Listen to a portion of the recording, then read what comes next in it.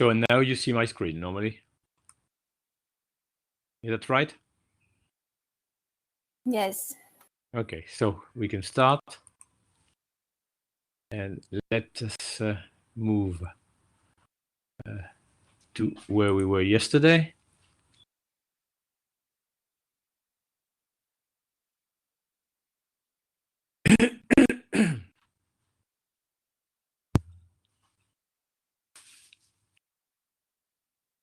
So yesterday we started the discussion about project evaluation, and just to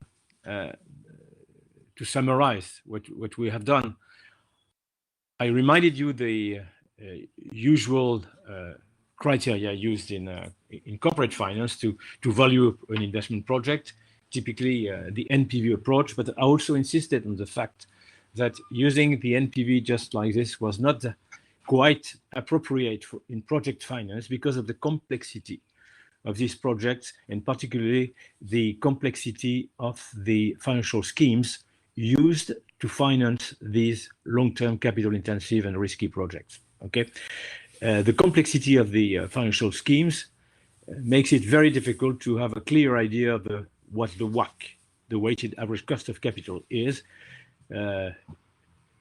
Mostly because there are different types of instruments, and it is sometimes very difficult to make a distinction between equity and debt. Also, the idea is the capital structure is changing over time. You start with certain type of instruments which are there in the early phase of the project because there is a lot of risk, and then we move to another kind of instruments, no recourse debt, which is totally different with a different cost. So you see the concept of WACC is difficult to apply because it is changing over time and its evaluation remains tricky. I told you that there is a solution if you still want to measure the value created by a project rather than the NPV. Well, we could use the APV. And the APV, to a certain extent, is easier to use because remember what we do, we isolate the debt impact on the value creation. You look at the net present value of future operating cash flows, free cash flows, okay, by using the cost of equity, assuming zero debt, okay? And then after that, to take into account the fact that debt creates value, because debt is cheap and is tax deductible, then you calculate the tax shield, that is the tax saving you obtain because the cost of debt is tax deductible, and you value this tax shield, okay? And I told you also that we could expand the APV by adding all type of items which are constituting a source of revenue for the project, but which may be evaluated with a specific discount rate, okay? Well, the last point I mentioned is that another criticism of the NPV or even the APV approach is the fact that these criteria don't take into account the flexibility of a project, whereas it counts a lot for in project finance, because whether a project can be adjusted over time when new information are coming or not, well, it makes a difference. Indeed, a very flexible project, because there are different options attached to it, that allows you to adjust your position depending on what you observe in the future. Well, this creates value. This flexibility creates value. It creates value because if you have flexibility, it means you have options to adjust, to do things which would adjust your position and create value. Okay, so the idea is to value this flexibility through the real option approach. And the real option is just as any other option. It is a right to do something, but not the obligation. Okay.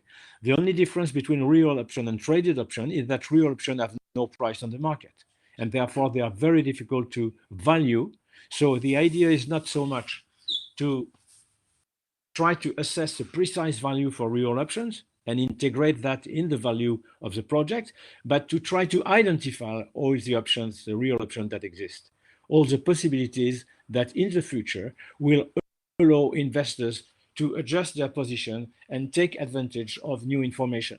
Okay, this is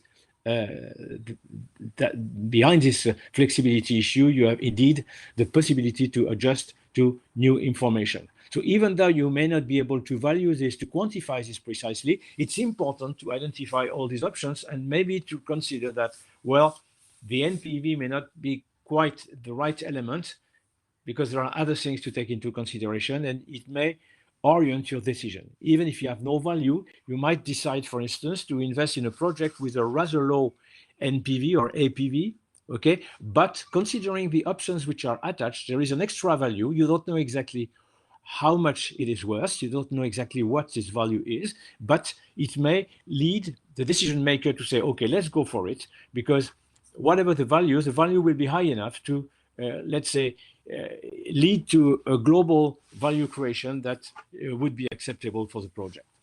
Okay, so this is basically what we've done yesterday. Now, I told you that there is another difficulty which we have to deal with, and we are going to discuss that now, which is that most of the project, when it comes to project finance, are what we call offshore projects.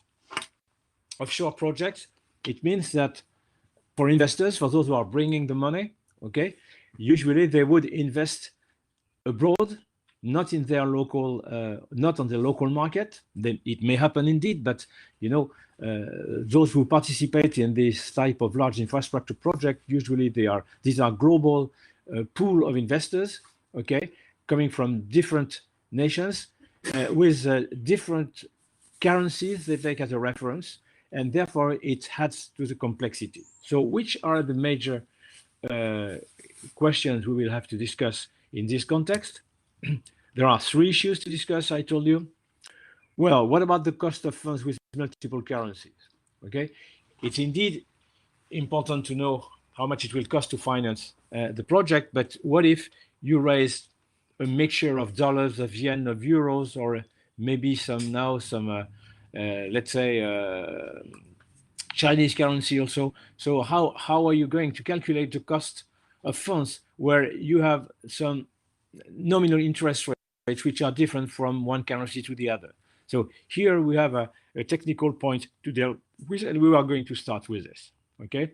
The second point will be, how are you going to evaluate a project if your home currency, I mean, your home currency, which is important in terms of communication, financial communication, because if you are a European investor, if you invest, for instance, in Vietnam with cash flows in Vietnamese dong, you will not report cash flows in Vietnamese dong in your consolidated account. Okay, so all that will be translated to euros. So you see, you have obviously a foreign exchange risk, and we need to discuss how to treat that point. Okay, well, and last but not least, when you invest for an offshore project, it means that you are investing your money in another currency, but also in another country. And this country might be a risky country, particularly when it comes to infrastructure, because the main infrastructure development which is taking place in the world today, the main part of infrastructure development is taking part in the emerging world. Okay, and in the emerging world, we can accept the idea that there is a kind of economic and political and social instability that creates a kind of specific risk, which is what we call the country risk, which one way or another needs to be integrated, and we'll see that this is not always quite easy. Okay, so we are going to go through these three elements, which is an additional complexity to the valuation of the project as far as project finance is concerned. Okay, so let's start with the cost of funds. So you have this slide, but actually there is another slide which I have here. So I will make sure that you have the final slide, the complete set soon, because I have added few slides, and this is one additional slide to my presentation. Okay, it's very similar to the first one, but with a bit more explanation. So the first question we are going to deal with is how to determine the cost of capital if funds are raised in foreign currency. Okay, I want to first of all to a reminder, because these are concepts you are normally familiar with, will remind you the difference between nominal and real interest rate. let's assume that in a country you have a nominal interest rate, which is 5%. That is, if you borrow money, you will have to pay 5% interest. If you borrow 10,000, let's say, euro at 5%, it means that you will have to repay at the end 10,000 euro after 1 year plus 5% of it. Okay? Well, but what if you have inflation? Let's assume that inflation is 2%. Okay? I insist here on the fact that when we say inflation, you have to be careful. Don't take historical data for this type of analysis, because what counts is inflation that will prevail for the year to come. If you consider borrowing on a 1 year horizon, with a 1 year maturity, okay, you will have to pay 5% interest rate in 1 year from now. So what is important to see is what will be the inflation for the coming year. So it's not the inflation of last year, but it is inflation anticipated for the year to come, which means that this is more or less subjective. Okay, there is usually a consensus on this. That's where the 2% would come from, but it's not an objective data observed in the past, because what counts is the inflation for the future, what we call the anticipated inflation. Okay, then the real rate would be what? The idea is that in fact, if the nominal rate is 5%, but if you have 2% of inflation, in fact, the real rate is low, as you know, is lower than this. Basically, if you take an approximate, it will be roughly 3%. That is 5% minus 2%. Okay? How to explain this very, very, very quickly? Why 3% instead of 5% with a nominal rate? Well, let's assume, for instance, rather than borrowing, you invest your money. You invest your money, you get 10,000 to start with, and if you have 5%, it means that you will have 10,500 euros at the end. Okay? So, but what does it mean in terms of purchasing power? If prices have increased by 2%, the purchasing power of your 10,500 euros will have decreased by 2% over the year. So your real increase in income, your real increase in purchasing power, if you have invested your money at 5%, will not be 5%, but in terms of purchasing power, your gain will be only 3%. Okay, that's the meaning of it. Okay, and indeed, for economic decisions, what counts is the real interest rate. And for instance, if you look at the situation as it is now, real interest rates are mostly negative, okay, because we have very low nominal interest rates with just a bit of inflation. So we may have even negative real interest rates, which makes borrowing very attractive indeed for economic agents. So this is an approximate, as you probably know. Let me remind you the true value of the real rate. The normal, the normal equation is this one, 1 plus the nominal rate is just the product of 1 plus the real rate times 1 plus the inflation, as you probably know. Okay. In other words, if I take the formula a bit differently, if you want to obtain the real rate, you should just take 1 plus the nominal rate over 1 plus the inflation rate. So that if we look at our example here, the real rate, if you want to be very rigorous, is not 3%, the difference, but more precisely, it will be 2.94. Okay, so that's just a reminder about this difference between nominal rates and real rates, and we needed that to understand how we are going to proceed to calculate an average cost of funds when we borrow in different currencies. Okay, so let's look how it works. And let's take a very simple example. A European invests in Vietnam and decide to borrow local funds at a local rate in Vietnamese dong, which is 13%. But if you assume that as a European investor, the currency of reference will be the euro, then the question for the investor is, what would be the equivalent rate expressed in euro terms?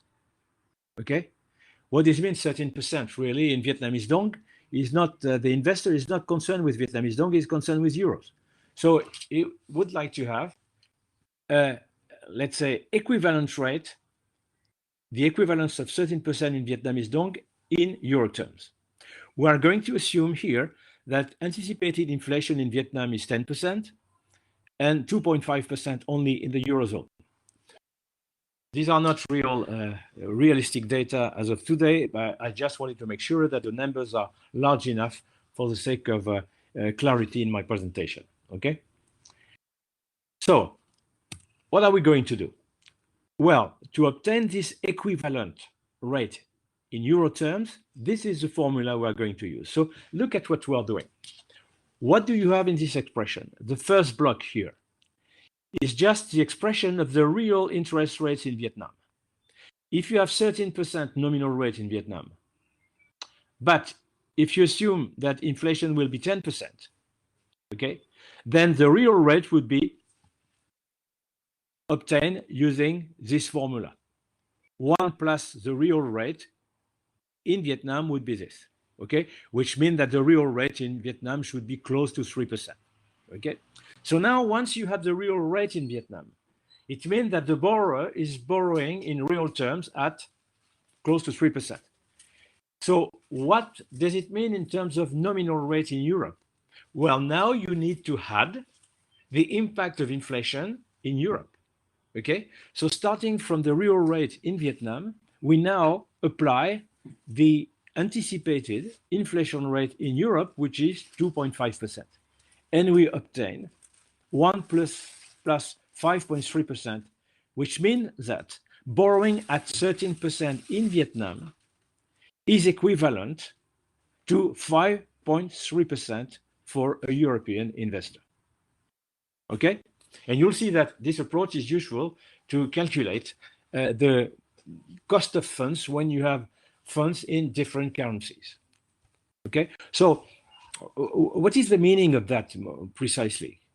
Well, it's rather easy to understand if you have in mind the so-called PPP theory, purchasing power parity theory. If you borrow in Vietnamese dong, it is apparently less attractive because you pay 13% rather than an interest rate in Europe, which would be lower than this one. Okay? But is 13% that high? It may not be high if the value of your debt decrease, if the Vietnamese dong is depreciated. You know, if you have an interest rate, well, but if the dong is depreciated, it means what you have to repay in terms of Vietnamese dong will be less in euros. Okay? So the question is, why would the Vietnamese dong be depreciated against the euro? Well, the reason would be that if you have more inflation, and this is the reason why the interest rate is higher in Vietnam, it's because inflation is higher. Okay?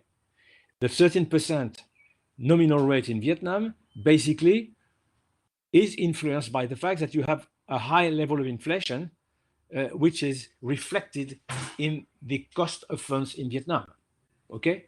So if you have more inflation in Vietnam, what might be the consequence of this? Okay? The consequence of this might be a deterioration of the balance of trade of Vietnam. Okay? And if you have a regular deterioration of the balance of trade in Vietnam, what's going to be the consequence of that? You have probably seen that in other courses with my colleagues in economics in particular. Okay? Well, if you accumulate year after year deficits, trade deficits, because your prices are moving up more than in other countries because of your local inflation, then this trade deficit accumulated year after year will lead to a depreciation of your currency. In other words, if the PPP theory prevail, okay, if you accept it, okay, well, then you can say that if there is a difference in inflation, well, there will have probably an adjustment of the exchange rate. In other words, you see, if the PPP theory works, then you would have an exact compensation. Okay? In other words, you will have an adjustment of the exchange rate that would reduce your debt, the value of your debt, so that you can say that borrowing at 13% in Vietnamese dong is equivalent to borrowing at 5.3% in euro terms. Okay, the difference being explained by the fact that you will benefit rather than paying 13%, you will pay 13% interest in Vietnamese dong, but since the Vietnamese dong is depreciated, you will pay less. You have a compensation coming from the reduction of your debt due to the depreciation of the foreign currency, of the Vietnamese dong in this case. Okay, and that is the basic idea which is behind this approach to calculate an equivalent rate of interest in euro in comparison with a nominal rate which prevails in Vietnam here at 13%. And it's based on the idea that the PPP theory applies. Okay? Well, does it apply in real life? In the short term, not so much. Okay, because there are all types of other flows, not just trade flows, but also capital flows and speculation and so on, which in the short term perturb and creates volatility on the foreign exchange market, so that the PPP theory does not apply in the short term. But it is well accepted that if you have a long-term view, which is typically what we have in project finance, because we're looking at long-term capital-intensive projects, well, we may consider that purchasing power parity theory makes sense if you have a long-term perspective. Okay, so if you accept this, now we can look at a more complex case. Okay,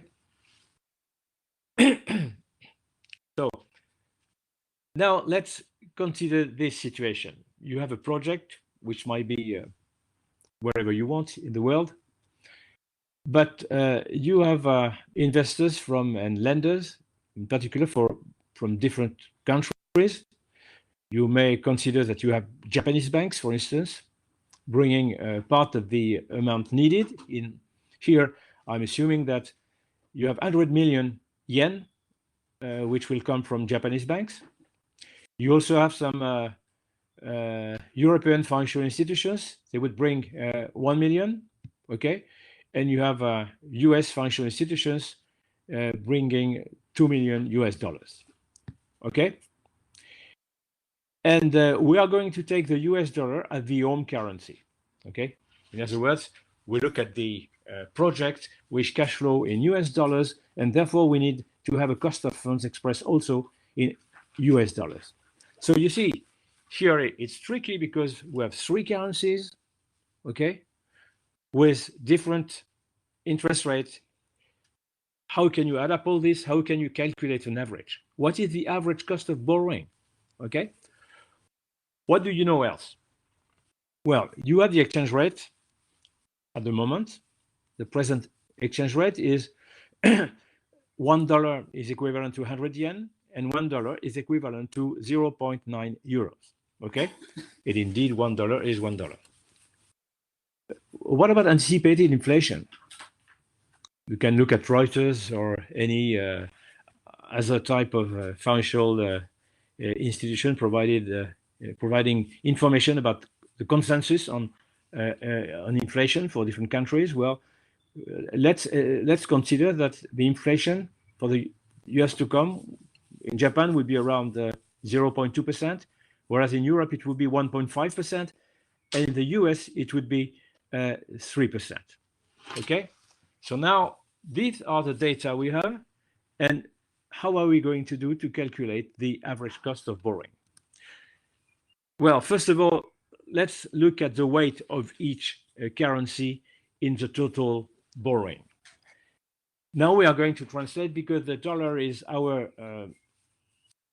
currency of reference.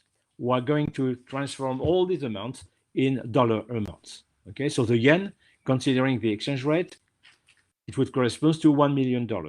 Okay, if you take the euro, it will be 1,111,000 something. Okay, and if you take US dollars, indeed you have 2 million. So altogether you have a total of 4,100,000 and 11,000, 11.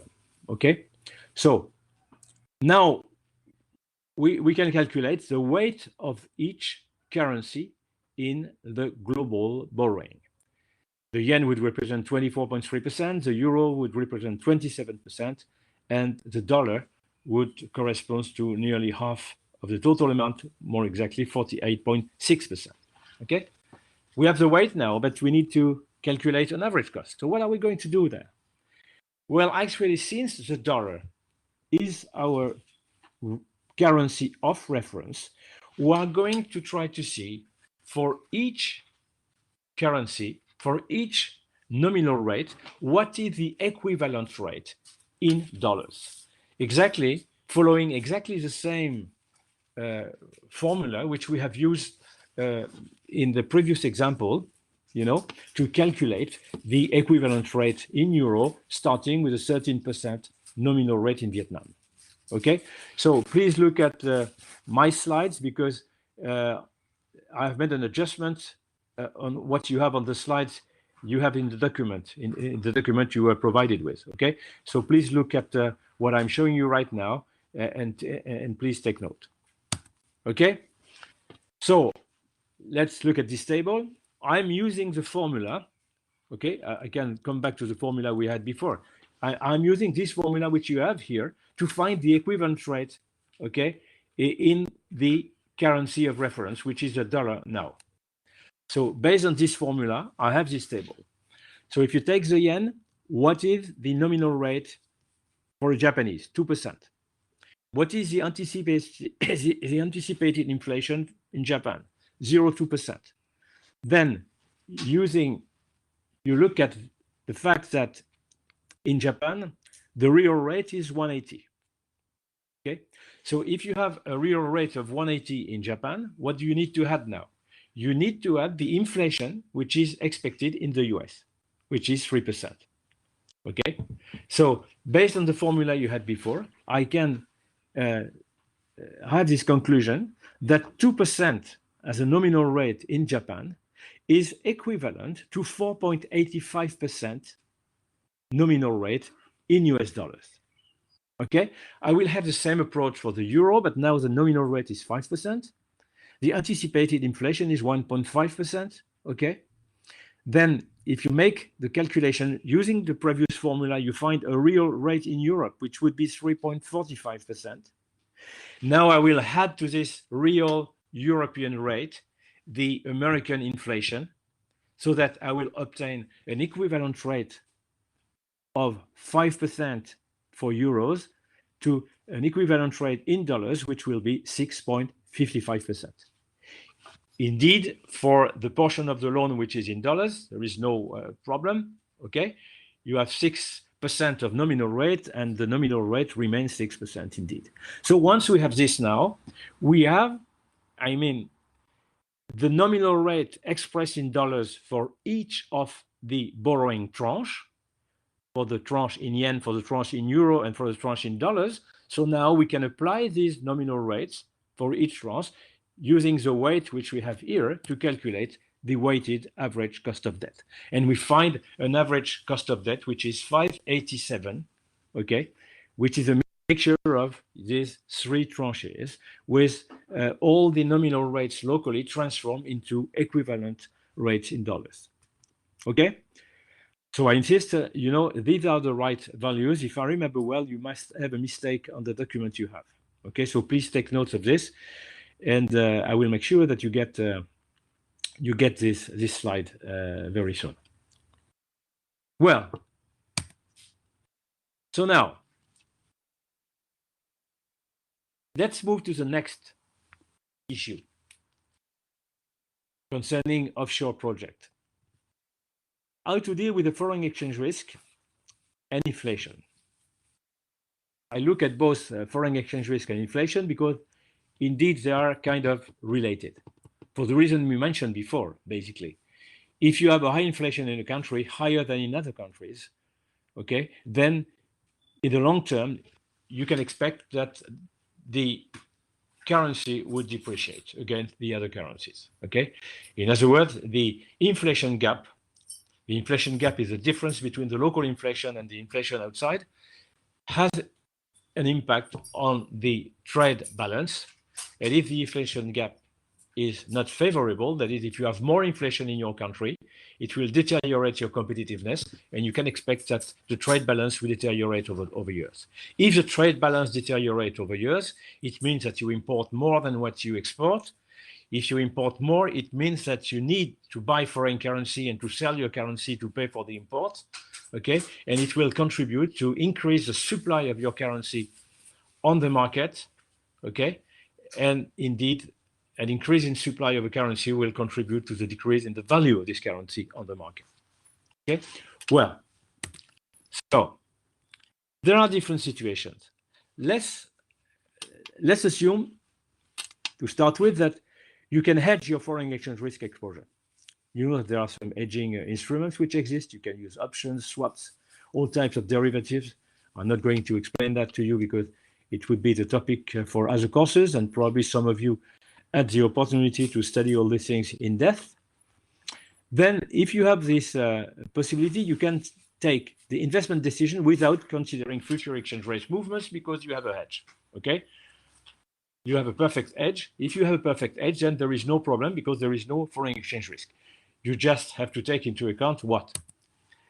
Well, either you predict your cash flow using the currency of the country where the project is developed, and then discount with reference to the cost of capital in this country, okay? So, and then if you have an NPV in a foreign currency, well, indeed, if you use the foreign currency, you have to use for your evaluation a discount rate that makes sense for this country, which is appropriate for the currency you are referring to. In other words, you have to take the cost of capital in the country where the project is developed, okay? And indeed, you can then transform if you have, let's say, an NPV, you can transform the NPV into your local currency using the existing exchange rate. Well, either you take the forward exchange rate to predict future cash flows, okay? For instance, if you have currencies, if you have a project that generates, let's say, cash flows in dollars, if you are a European investor, okay, you have a forward rate for the dollar that would give you the proper reference to transform a cash flow in dollars in the future into a cash flow in Europe today. But if you have a perfect hedge, then it makes sense to take the forward rates to transform your cash flow in a foreign currency into a cash flow in your own home currency. Okay, so these are the two solutions. Okay, well, one problem is indeed that it may not quite apply to the type of situation we are looking at. You see why? Because you probably know that it's difficult to find a hedge for long horizons. You know, if you have short-term elements to hedge, well, it is feasible because you can do forward market in particular, or options or whatever, on swaps.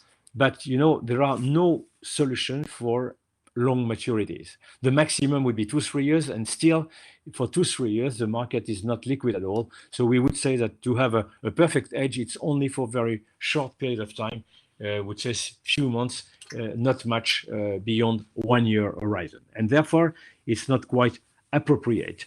I just wanted to mention this situation, but it's not quite appropriate for our case, okay? Because of the long maturities we have to deal with.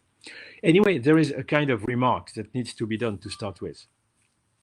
When you invest in a foreign country, okay, and in other words, then you are concerned by the foreign exchange risk. Well, the decision to invest should normally, I say normally because it's not always the case, be separated from the decisions to hedge the foreign exchange risk. Okay? Whether you want to hedge or not, okay, that's a decision taken by the company. Some company would say, we don't want to have any volatility coming from that because it's not our job. We don't want to disturb our cash flow statement, okay? So we want to hedge. Some other companies would consider that the foreign exchange risk might be a source of profit, and then they may have a team of traders playing with that and considering that it's part of the business and it might be a source of profit. That may be the case, but it should not, whether you hedge or not, it is an independent decision. It shouldn't have an impact on your decision to invest in a project or not, okay? So it should be separated from the decision to hedge the foreign exchange risk or not. A good investment should not be affected by the fear of a currency depreciation. If there is a good investment to be done in a country, well, even if you have a fear of a depreciation, you should not just decide not to invest because you have the fear of depreciation. Nor should you count on a currency appreciation to justify a bad investment. Okay? Well, so now let's look at the situation which is more in line with our type of situation if we have a long-term horizon and if hedging is not possible. Then again, I will refer to the PPP theory. PPP stands, I remind you, Purchasing Power Parity Theory. It's a bit ambiguous because we also have PPPs, public-private partnerships, so it's nothing to do with that indeed here. So now let's consider this case. A European investor, for instance, let's assume you are a European investor and you are exposed to a foreign exchange risk if you invest outside the Eurozone. Okay, because let's take an example which is an easy one for you to understand how it may work. Let's take the retail industry. Large companies such as let's say Carrefour. You probably know Carrefour, which is one big French retailer with investment all over the world. And let's assume that Carrefour invests in Brazil. Actually, they are in Brazil. Okay, so they have a project which is over there, and their cash flows indeed locally are in the Brazilian currency, which is the real. Okay, so Carrefour is exposed to a foreign exchange risk. True, because actually, since the cash flows are in the Brazilian currency, if there is a depreciation of the Brazilian currency, then they have also a depreciation of their cash flows expressed in euros, and the euro is the money, the currency they use for their account. Okay, so they have a foreign exchange risk. Okay, they would be happy indeed if there is an increase in the value of the Brazilian currency because they would have a higher amount expressed in euro. Okay, but is it a real risk for them? Okay, because if you say, well, there is a risk of a depreciation of the Brazilian currency over the years to come, then the question you should raise also is, why would we have a depreciation of the Brazilian currency? Well, for the economists, there is one answer. We might have a depreciation of the Brazilian currency if there is a high inflation in Brazil. For the reason we mentioned already, if you have a high inflation in a country, it contributes to the deterioration of the currency and its price. Okay, so there is a close link. Okay, due to the purchasing power parity principle, there is a close link through the trade balance between inflation in one country and the evolution of the currency. So you see, is Carrefour really exposed to a foreign exchange risk? Not so much, because, okay, the Brazilian currency could deteriorate, but the reason for that would be a high inflation in Brazil. If you have a high inflation in Brazil, it means prices are going up. And it means that the sales of Carrefour will increase with inflation. So, the sales would increase, which means that this increase might compensate for the currency depreciation. And if the purchasing power parity works well, okay, if it does apply, if you consider it applies, then you can say that they will have a perfect compensation between the two phenomena. In other words, the loss you experience due to the depreciation of the currency, if the PPP theory applies, is perfectly compensated by the increase in sales due to the high inflation in Brazil. So this is what we call a kind of natural hedging. You don't need any instruments. You have a kind of natural hedging, which is due to the PPP principle. Okay, so if that applies, if you can consider that you are in a situation where, you know, the PPP theory applies, then there is no foreign exchange risk and you can just forget about it. In other words, you will take for your cash flow statement the foreign exchange rate at the moment when you invest, okay, and you will apply this rate to transform all your future cash flows into your local currency, okay? Because if there are movements of the foreign exchange rate, you know it will be compensated on average by the evolution of your sales. Indeed, that is true only if the PPP theory applies. I took the example of Carrefour because it is a typical case where it does apply. But I can tell you that at Carrefour, those who are responsible for that, they count on this to balance their foreign exchange risk. And they don't need to have any type of policy to hedge, actually, because they know that to a certain extent, they, even if it's an approximate, well, they can count on this PPP impact to be covered against the foreign exchange risk, okay? So if the theory, PPP theory is assumed to be true, which tends to be the case in the long run, you can analyze the project on the basis of free cash flow expressed in your home currency using the current exchange rate, okay? A depreciation of the foreign currency would result from higher inflation in the foreign country, meaning also higher cash flows. So if PPP theory applies, there is an exact compensation. Okay. The problem is that there are situations where the PPP theory does not apply. So if you consider that it does not apply, it's not relevant, then you need to imagine different scenarios reflecting how exchange rates and inflation may affect the project cash flow. So you need to make simulations and try to see what might be the volatility generated by the fluctuation of cash flow. In which case, for instance, it wouldn't apply? Well, you know, if you look at the inflation impact on future cash flows, you may have, let's say, a chemical plant. They would sell their product all over the world, okay? Or even in a local country, okay? So you can count on the local inflation that would affect the sales, okay?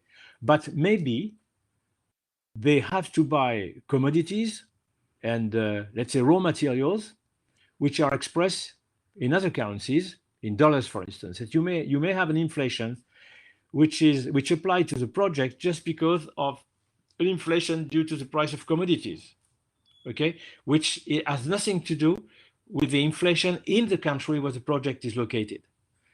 So in this case, you have a kind of disconnection between the local inflation and how your sales will be applied and the evolution of the exchange rate, okay? Because the inflation you are exposed to is not only a local inflation, it's also an inflation that may come from your supply, which might come from outside the country where the project is located. So in this case, the PPP theory would not apply. And what you have to do there is to make certain simulations, as we have done before, to try to see what would be the range of values and what would be the volatility generated by the movement of exchange rate.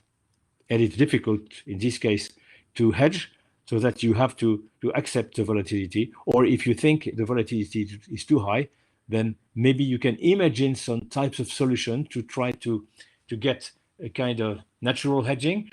One way to hedge also is on a long-term basis is to borrow money in a certain currency to create liabilities in a currency, okay, that would compensate for the volatility of some asset you have in another currency.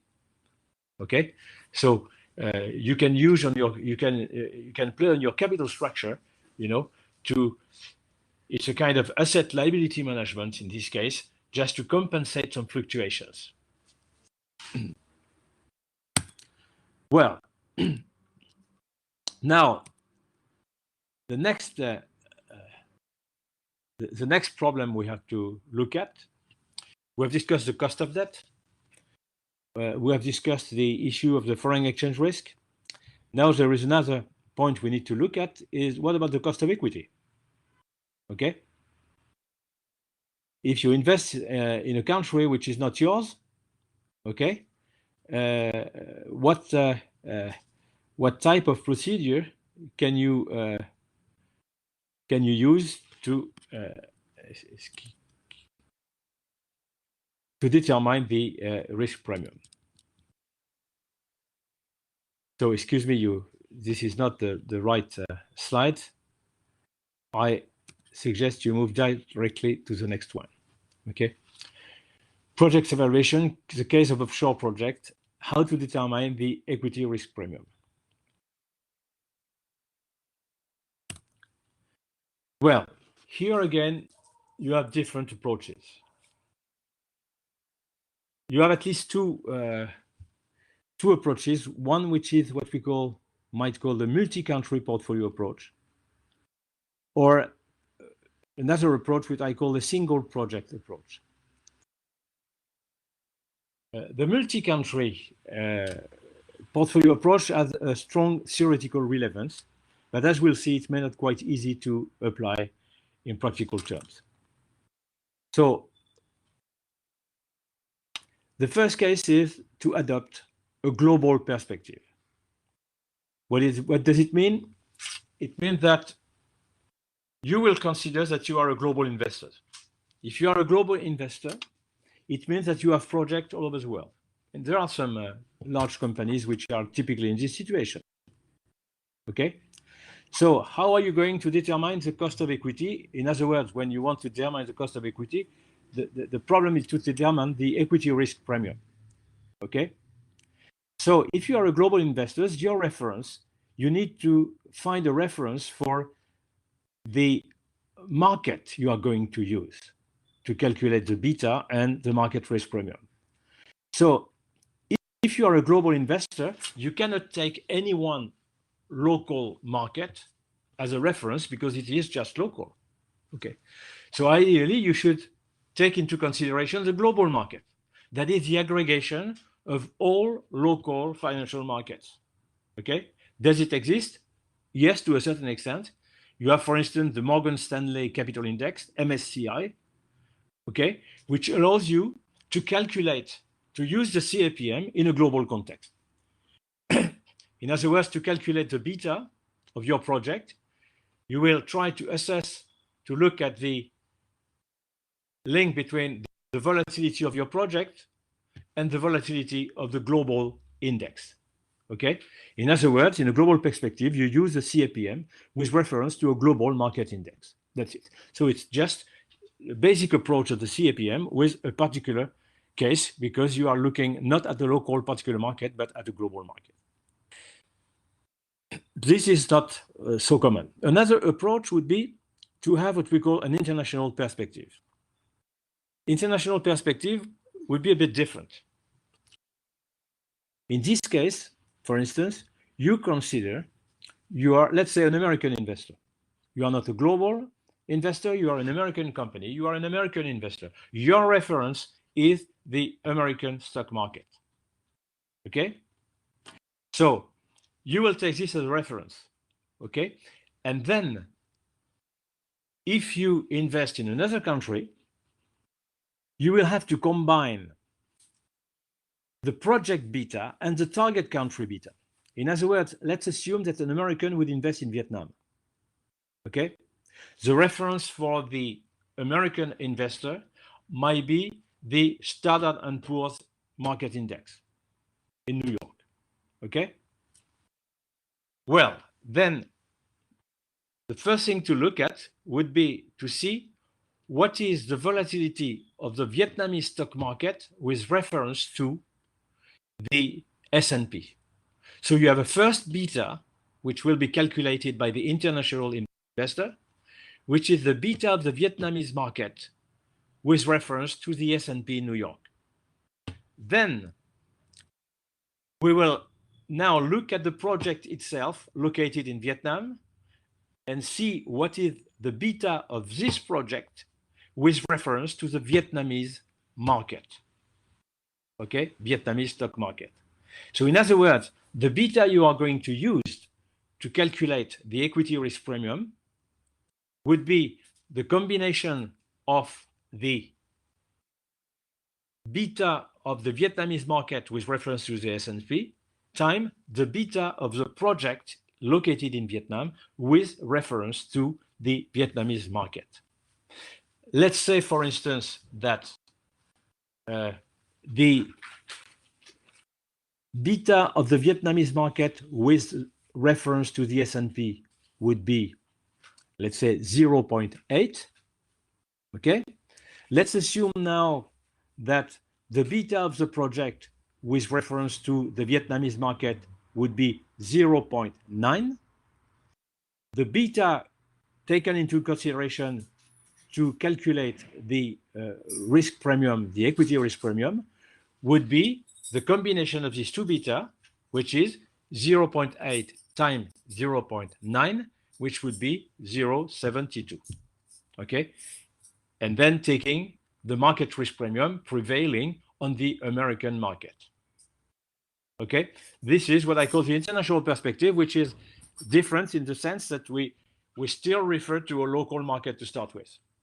Okay, so these are the two, the most relevant approach if you refer to the theory. I would say that from a theoretical point of view, normally the global perspective should prevail. Okay, but practically the second one is very often used. Okay, but what is still more often used, even though theoretically it is not quite justified, it is what we call the single project approach. Okay, and it corresponds to a managerial relevance. What is the problem behind? You know, if you have a project in Vietnam with a project company launched for this, as we said, the reason for having a project company, it's just because you want to isolate the project and have a very strong control on it to follow exactly what are the cash flows generated by the project, how much money is spent for this project, and so on. So you have a team which is dedicated to this and a team which is responsible for that. So the team in charge, you know, is really much focused on this project. And therefore, the team is not diversified. It's very difficult to tell to those who are in charge of the project, who will be responsible for the performance of the project, to tell them that, well, they should forget about this project because it's only a minor part of a very global portfolio for the company. No, these guys are responsible for their project. And for instance, if there is a country risk in particular, they would like to take account of this particular risk because they are facing this risk personally. Okay, so in a single project approach, you have the CAPM which applies again, but you will also have a country risk. Okay, so you take the CAPM, okay, and you have the country risk. So what does it mean exactly? How does it work? Here, just a remark, the single project normally results in higher rates.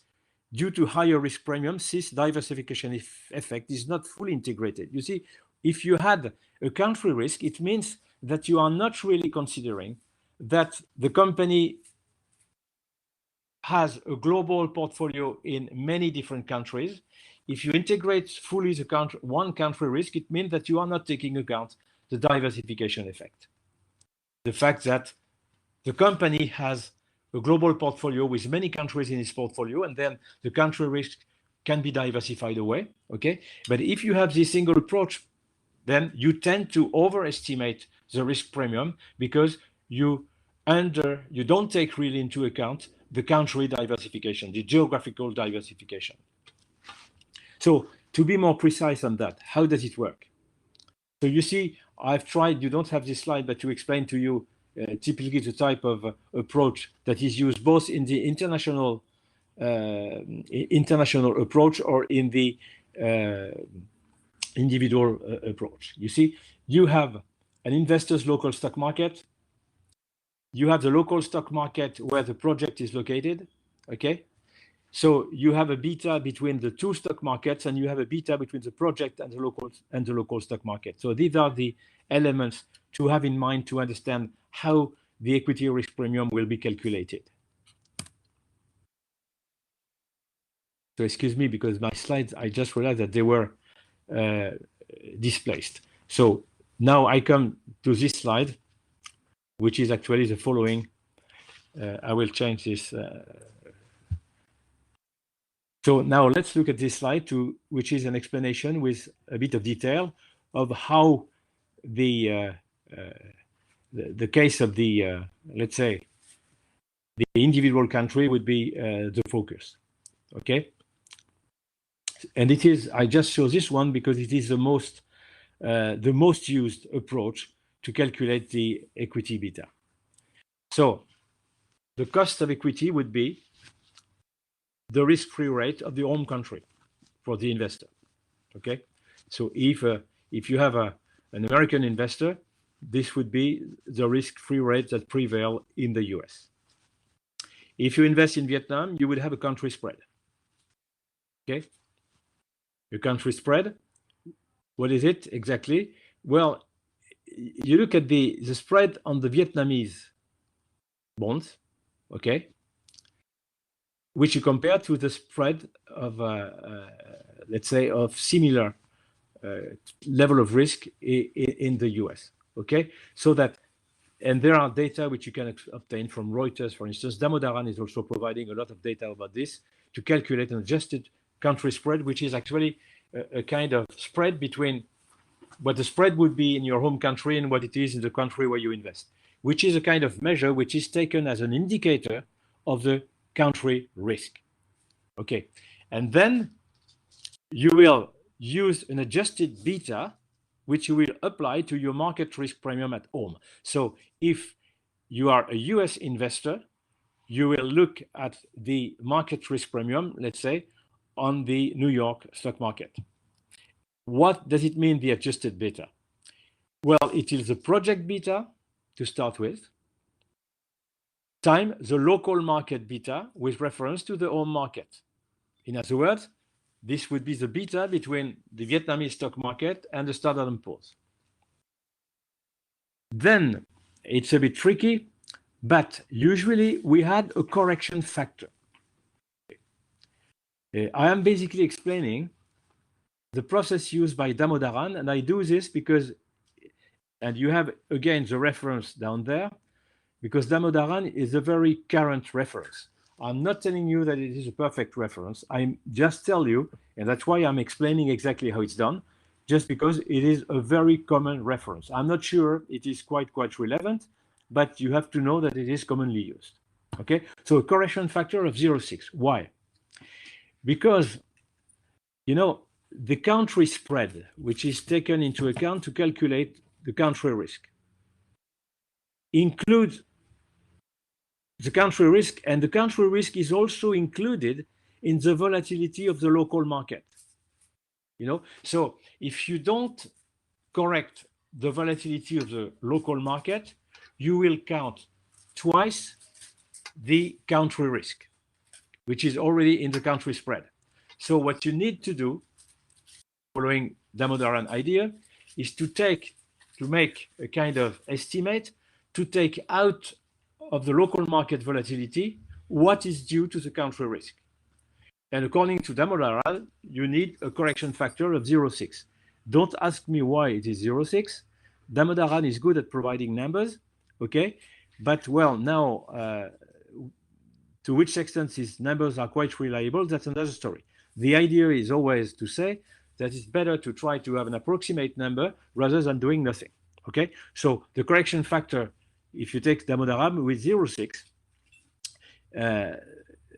correction factor of 0.6 because country credit spread explains part of the local market volatility, about 40%, okay? In other words, you will take only 0.6% of the local market beta, okay, 60%, sorry, of the local market beta, because there is about 40% of the market volatility, which corresponds to the country risk, which is already taken into account in the country spread, okay? So if you want an illustration now, here I'm looking at a European investor. So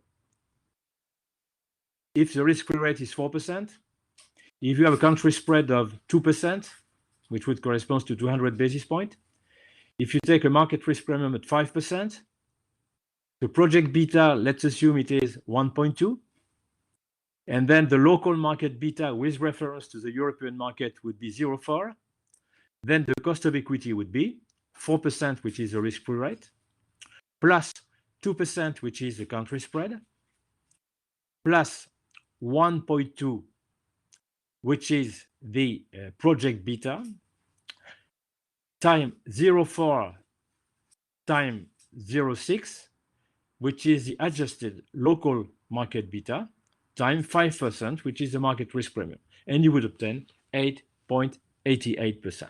Okay, this is a bit complex. I can understand this, but it is a kind of approach which is very much used if you want to calculate an equity, cost of equity. And you have the reference, the web link, which you can consult if you want to know more about this. Okay.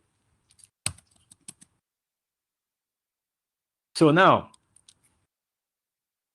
I would like to conclude this discussion about the cost of equity in particular, and about the idea of global diversification.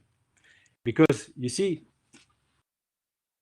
it's true that, as I said, if you are responsible for a particular project, you are the one who is responsible and you are not personally diversified. From a managerial point of view, you don't really feel the diversification because you are facing the risk in the country where you are. Now, the question is that quite relevant to integrate the country risk fully when you develop a project which is part of a large portfolio project for the investors involved in this project?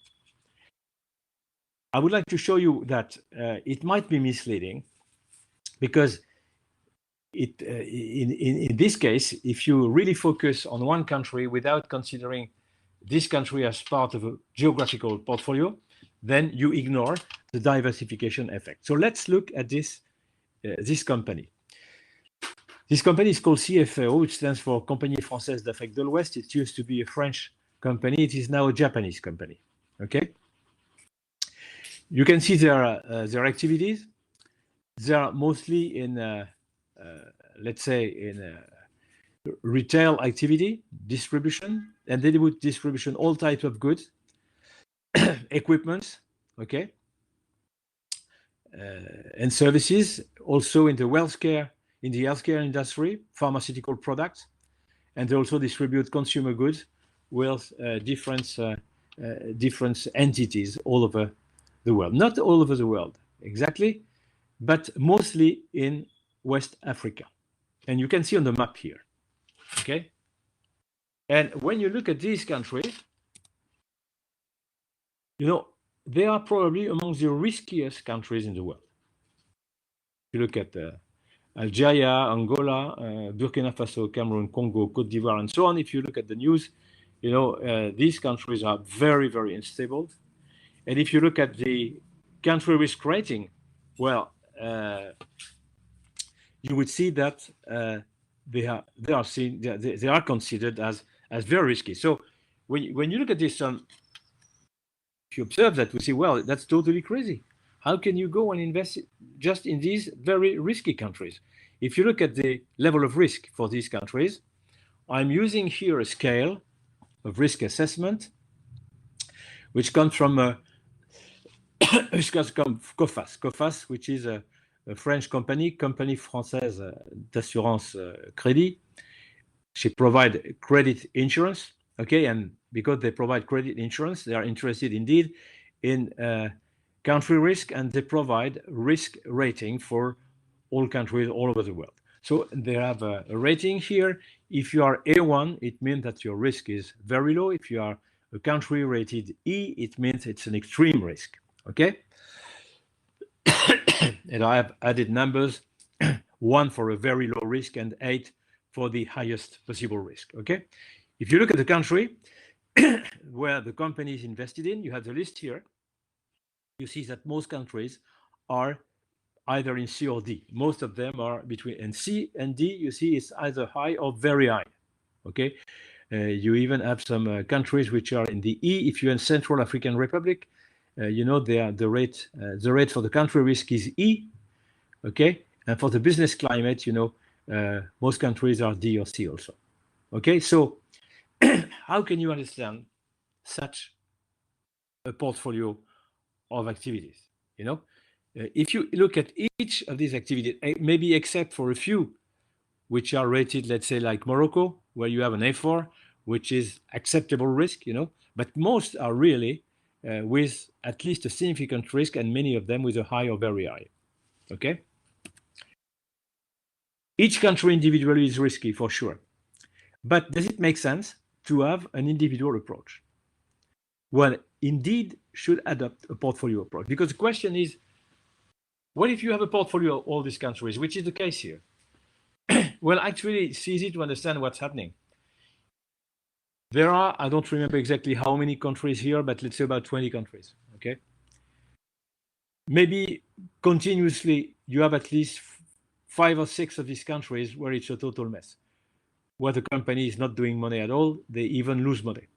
But in the other countries, because they have a strong position, they make a lot of money, okay?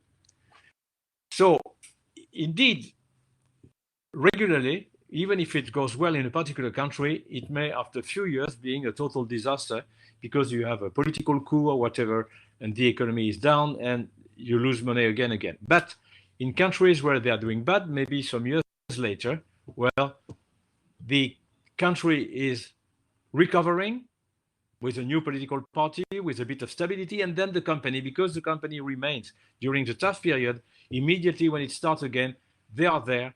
They have a strong position on the market and they make a lot of money. So you see, it's not always, you can say that on average, they are losing money in 5 or 6 countries continuously, but they make big profit in the rest of their portfolio. So it's not always the same country where they make money or where they lose country, but on average, they are making a lot of money in 15 countries and losing in 5. And altogether, they earn money, you see? And this is exactly what you observe. If you look at the data we have here, you know, these are the results for this company for the period for 2000, 1999, if you like, and 2015. You see, the average growth for the company doubled that of African GDP over the past 15 years. Okay, and if you look at the increase in sales, it was 8% per year. You know, it's very high. It's much higher than the growth rate that took place during this period in Africa, particularly also because during this period you had the global economic crisis that took place in 2007, 2008. If you look at the operating margin, you know, the operating margin is rather stable. Okay, it is slightly decreasing. Why? Because inevitably you have more and more competition, particularly in this part of the world, competition from the Chinese companies. Okay, but they have been able to maintain a quite reasonable margin, you know, which is close to 7.8%. Many companies would like to have such an operating margin. Okay, the only drop in sales which you have here happened when? In 2009, 2010. Okay, particularly in 2009. It is the direct consequence of the global crisis. And if you think of it, the global crisis that took place, that occurred in 2009, is what we call a systematic risk. That is a risk that cannot be diversified away. That's exactly what the CAPM tells us. Okay? The only risk that counts really is the systematic risk, because you can't avoid it. And in this case, CFAO could not avoid it. That's why you have a drop here. Okay? A drop here, which is due to the fact that all over the world, you had a reduction in economic growth and in economic activity. Okay? But if you look at it, globally, in the end, it looks safe. In other words, you start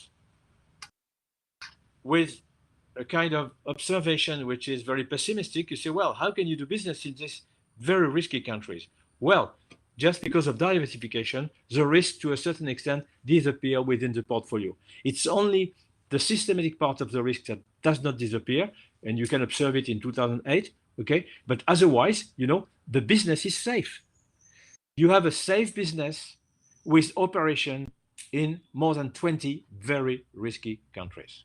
That's a very good illustration of the diversification effect you can benefit from if you are diversified geographically. That's why, it is not quite relevant to include and to give a big weight to the country risk when you invest in a particular country. Why? Because the question is not whether this country is risky. The question is, are you well diversified globally? If you are doing business in many different countries, okay, well, the country risk tends to disappear within your portfolio. Now I have to be honest, because I took an example which is a very specific type of example. Okay? If you consider this, actually, this is a service activity. It's mostly retail and distribution. There is no manufacturing. There is no huge amount of capital invested to produce. Okay? There is just a bit of inventory and few facilities necessary for the retail business. So if the business is interrupted, you don't have huge fixed costs running. That's why also this activity is viable, even though the countries are risky, even though you might have a huge volatility of sales. Okay, it wouldn't be the same if you have a chemical plant with a huge amount of money invested. The story would be a bit different, but still, it doesn't mean that you should not consider the geographical portfolio when you make a choice for a particular project in a particular country. Okay.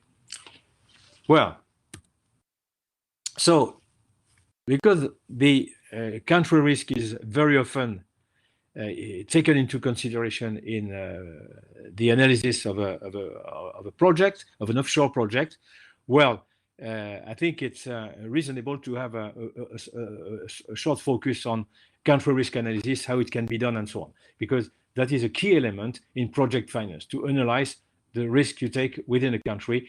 Even if it can be diversified away, still you will hesitate to invest a huge amount of money in a capital-intensive activity with assets which will be blocked there with huge fixed costs if the level of the risk in the country is considered too high.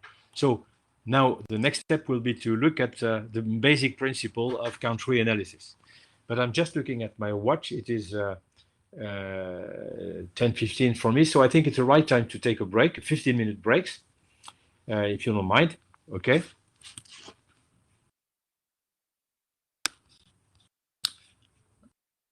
I think it'll.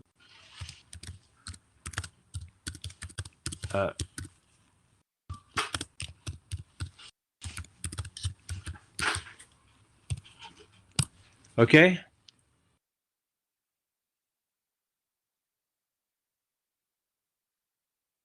So see you in 15 minutes.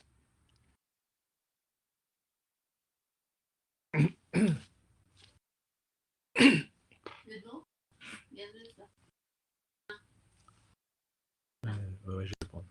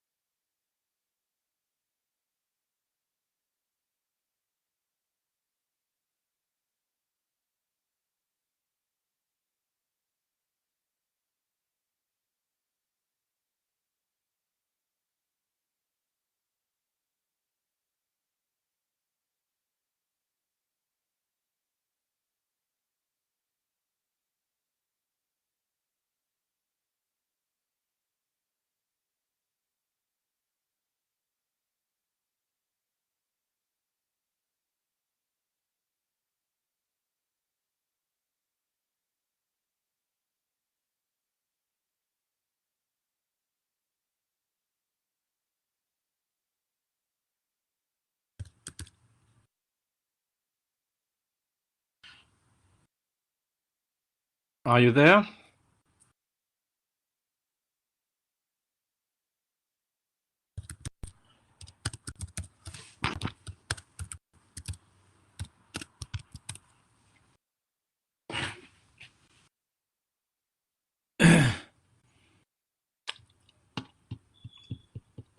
Yes, okay.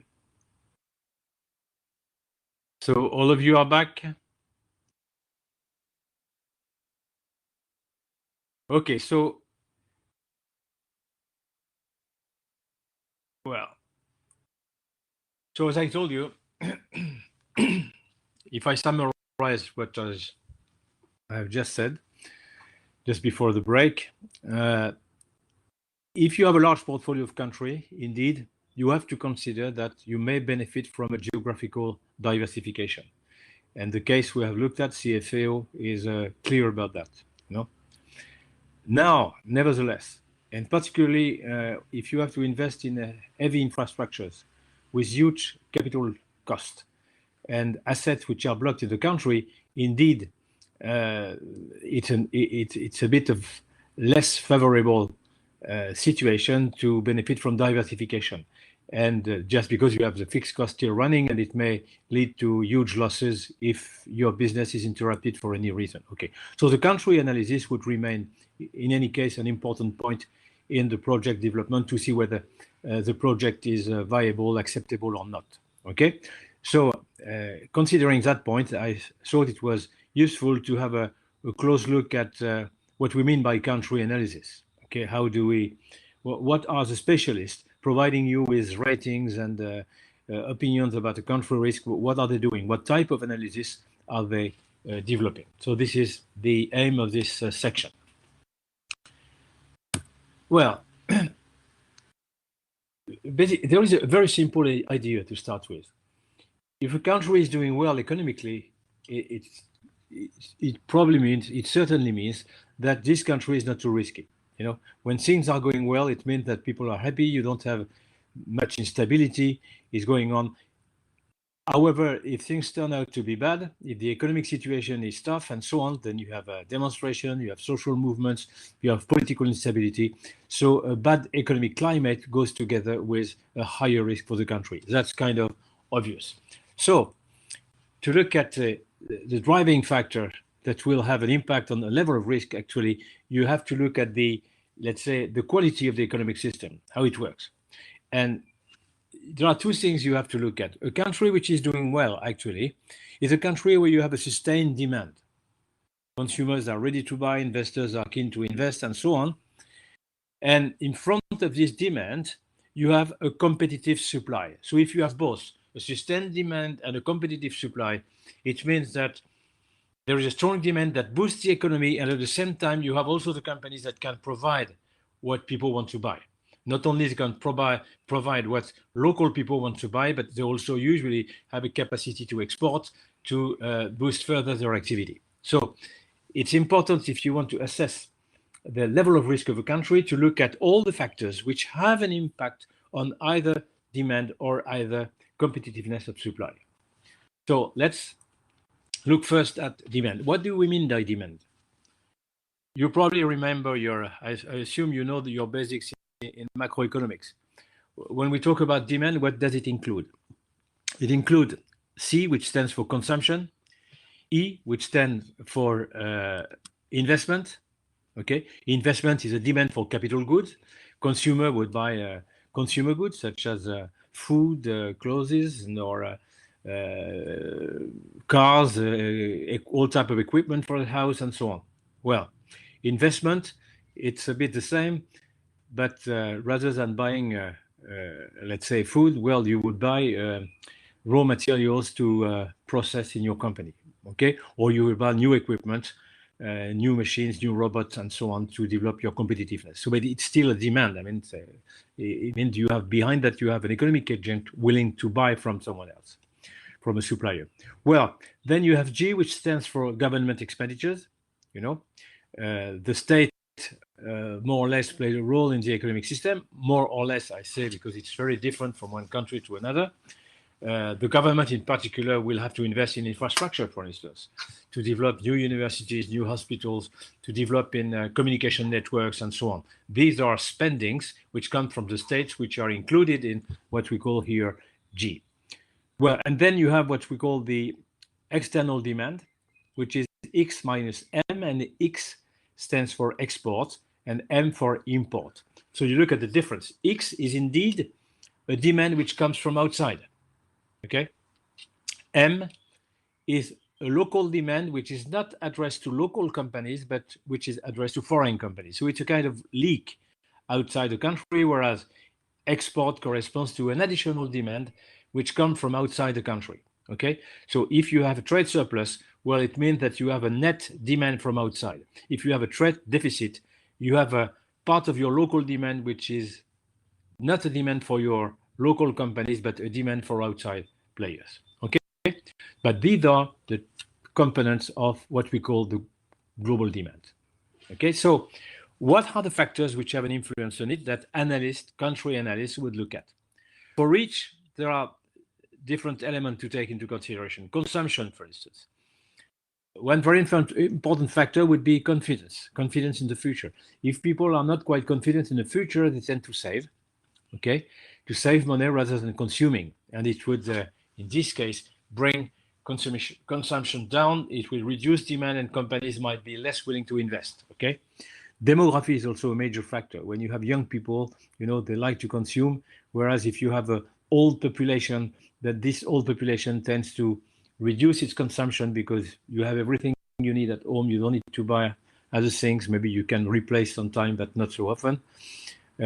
So you tend to consume less. So a young country would generally consume more, which actually is the case now in Vietnam.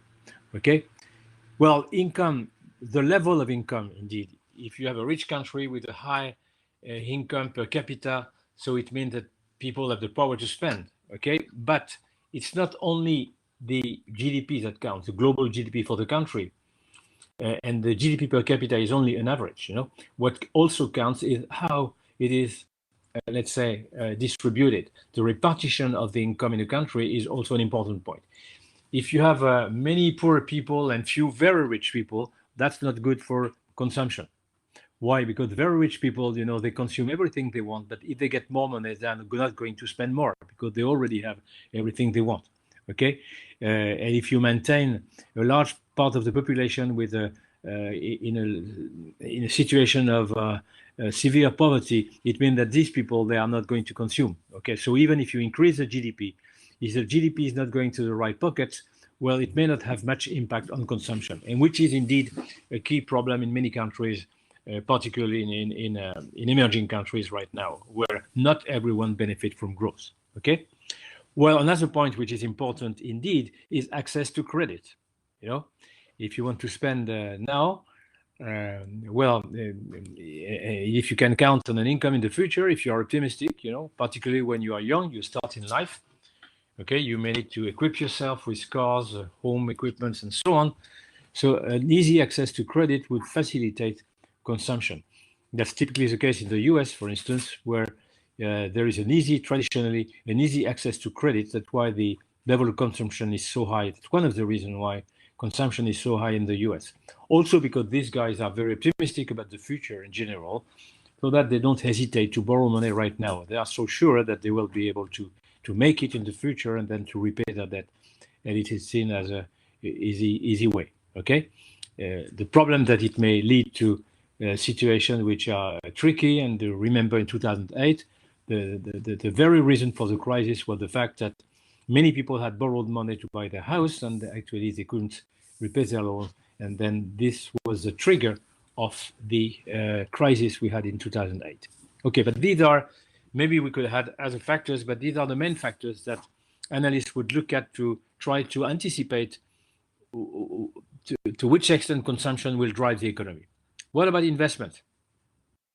Well, the investment is made by companies, okay? So they will look at the cost of funds first.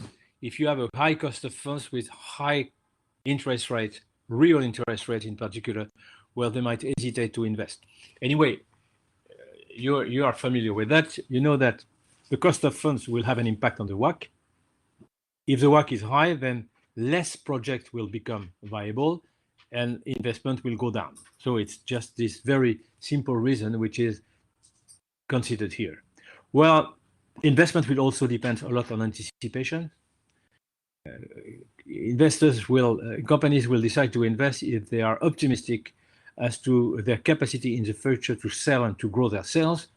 Okay, and within a country, the part of the investment, particularly in emerging countries, and that's the case for Vietnam, for instance, a lot of investments are made by foreign investors. In other words, it's a contribution of FDI, which stands for, as you know, foreign direct investment. Okay, so if the country is attractive, then it's a kind of consequence of the good quality of a risk. If the country is not too risky, then it is seen as a successful country where you can expect growth. Well, investors which come from outside and which boost demand. So it's a kind of positive loop. What about G? It totally depends on the budget policy. Okay, whether the government is ready to spend and has enough tax money to spend.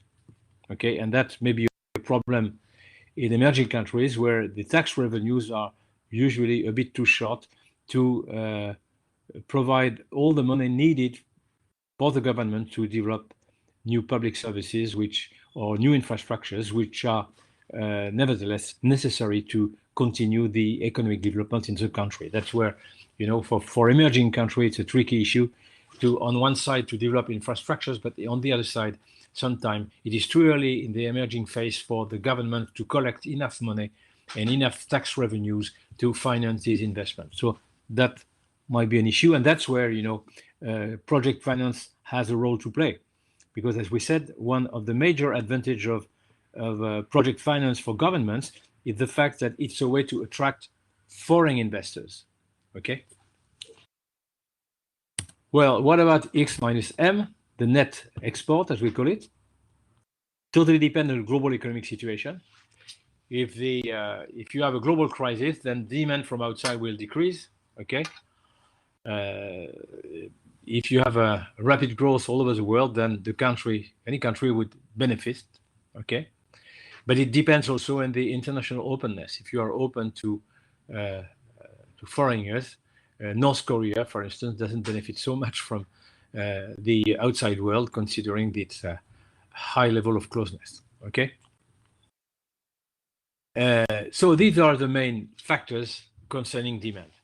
Now, if you have a strong demand, if there is no competitive supply, then it means that all should be imported. And imports, which is part of the net outside demand, import is just a leak. Okay, and then that would be a major problem in the country, because if you have a strong demand with no capacity to provide locally, well, you have a huge trade deficit accumulating year after year, which leads indeed to a deterioration of the situation, starting with a depreciation of the currency that would make imports more and more expensive, and therefore you can expect inflation and the like. Okay, well, so the conditions for things to go well, it's not just to have a strong demand, but it also you also have to count on a competitive supply, either to satisfy the local demand or also to be part of the game on the global scene, to have a capacity also to export. Okay, so what are the conditions for a competitive supply? What about you have cost? Competitiveness can come from low cost or cost in line with what is to compete properly on the global market. Your capacity to innovate, indeed, and to provide new solutions and to attract new customers, or to improve your competitiveness through more efficiency in the production process. Access to finance.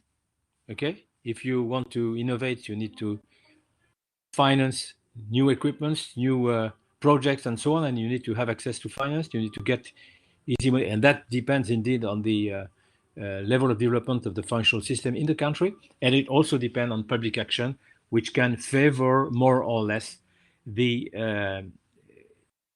supply development, the development of firms, their capacity to innovate, and their capacity to raise money. So when you look at cost, what are the major aspects which are going to be considered? Inflation and foreign exchange rate. Okay. If you have more inflation, as we said already, your competitiveness will deteriorate. Okay. And if you have depreciation, that usually it goes together of your foreign exchange rate, it means that what you have to buy from outside will increase. For instance, if you need to buy energy outside, oil in particular, or commodities, it will cost you a lot and generate even more inflation in your country. Okay. Then you have to look at the two things together: productivity and wages. You know, it's not too much of a problem to pay high wages if you have a high level of productivity in your companies. Okay, because if you have a high level of productivity, it generates, the resources that would allow you to pay well your people.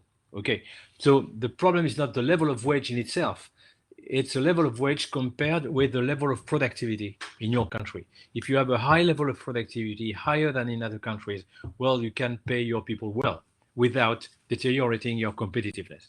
The problem, and it is a major problem for emerging countries, it's to be stuck in what we call the middle income trap. I don't know if you are familiar with this concept.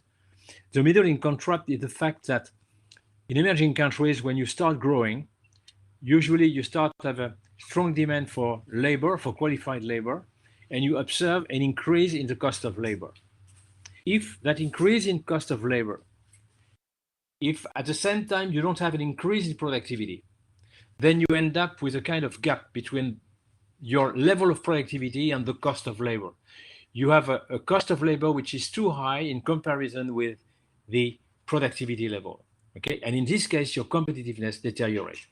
And that's the origin of the middle income trap. Emerging countries start to grow. They tend to increase the income per capita, and it translates into higher wages. But this may not be followed by an increase in productivity accordingly. In this case, you have a deterioration of this, let's say, positioning in terms of productivity and wage that deteriorates your competitiveness so that you are stuck at your level without being able to progress further in your development. Okay, so this is the relation between productivity and cost of labor is a key element to look at. Indeed, taxation will have a role, okay, because it will have a direct impact on the cost of companies and efficiency of markets. What do I mean there? If you have a country where few players would control crucial markets, such as the market, for instance, for commodities, for certain crucial kind of goods, okay, which are needed for all companies, actually, that might be a problem because it would be a handicap for local companies. And it happens typically when you have some, let's say, some local strong networks of people who have the capacity to control some key aspect of the economy, with monopoly positions, handing with very high prices and high margins for the few people at the detriment of the rest of the economic system. Okay, there are many countries like that, just because there is a kind of, let's say, it goes together usually with a high level of corruption. Okay, where you have few people controlling the whole system, and this is at the detriment of the competitiveness of the rest of the economy.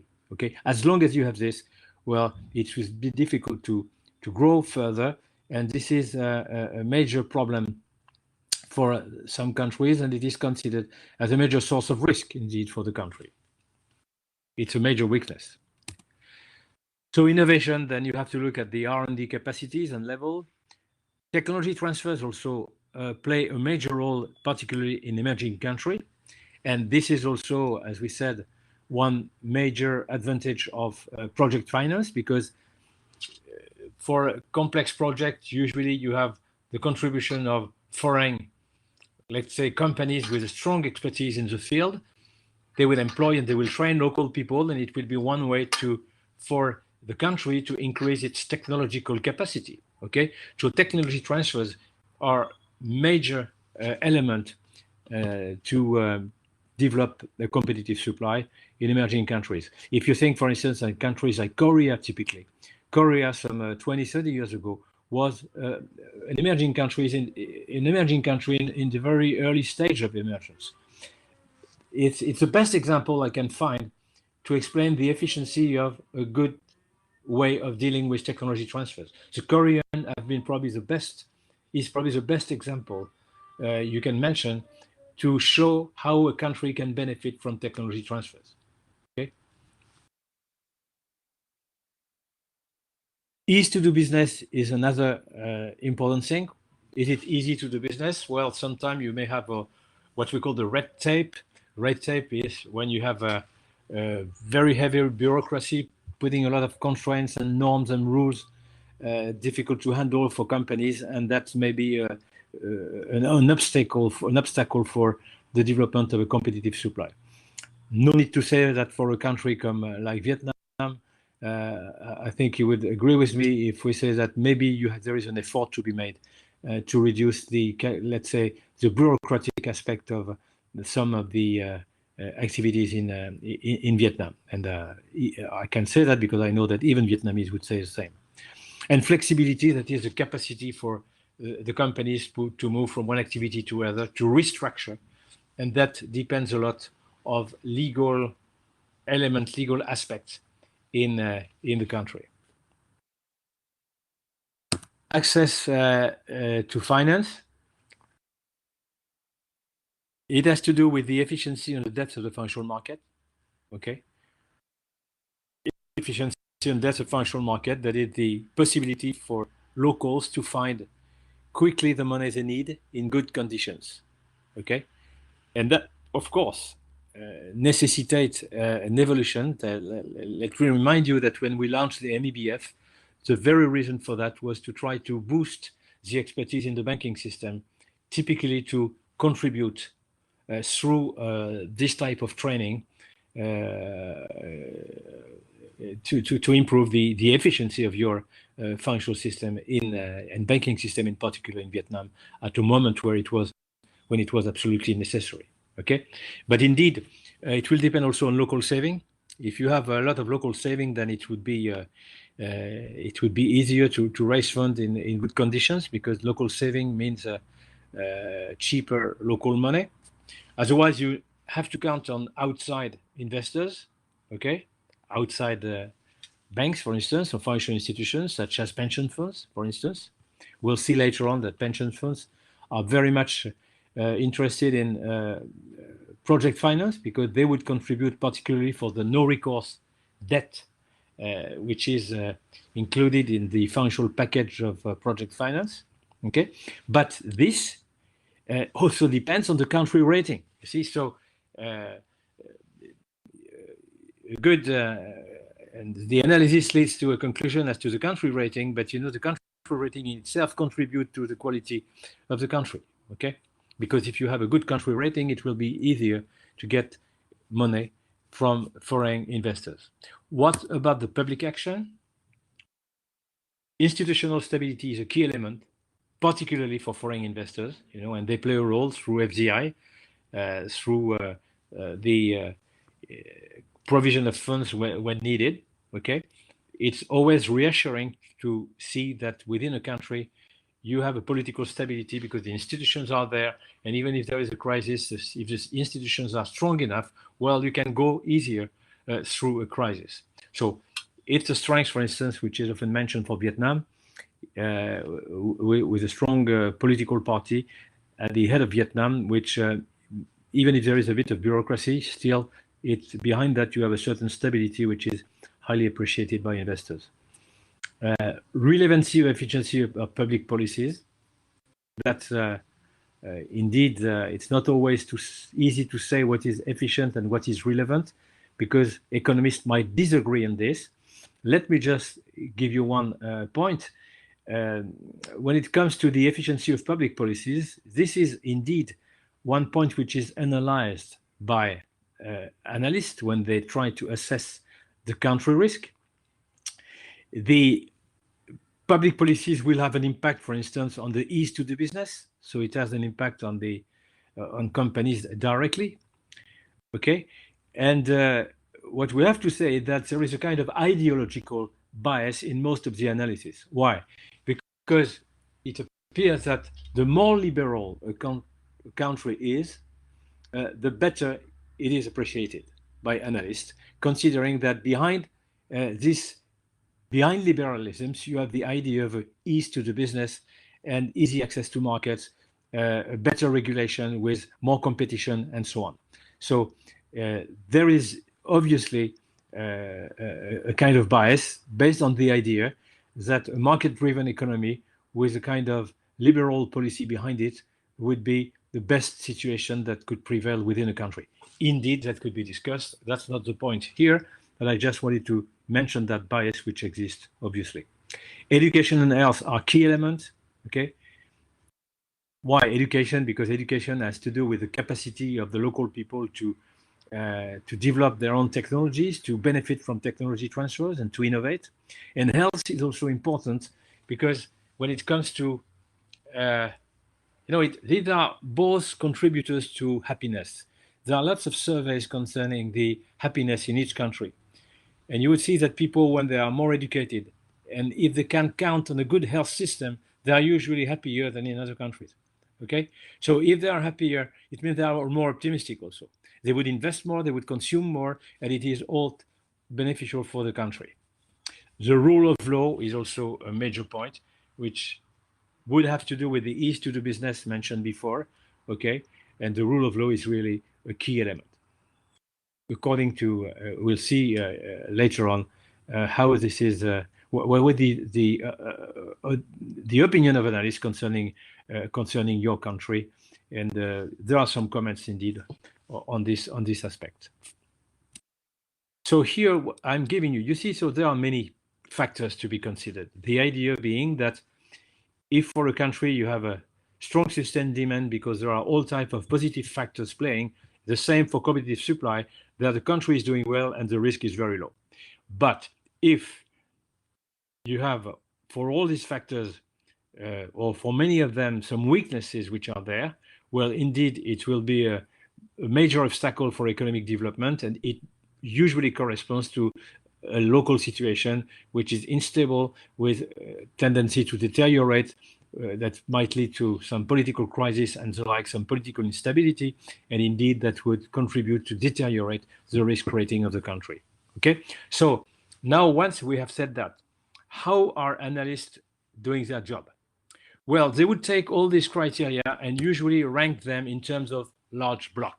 Okay, and I provide you with a typical classification that would be used by analysts.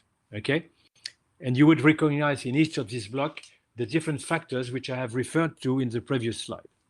One first block would be the economic activity. You look at the GDP per capita, which is a kind of idea of, let's say, of capacity to spend in the country.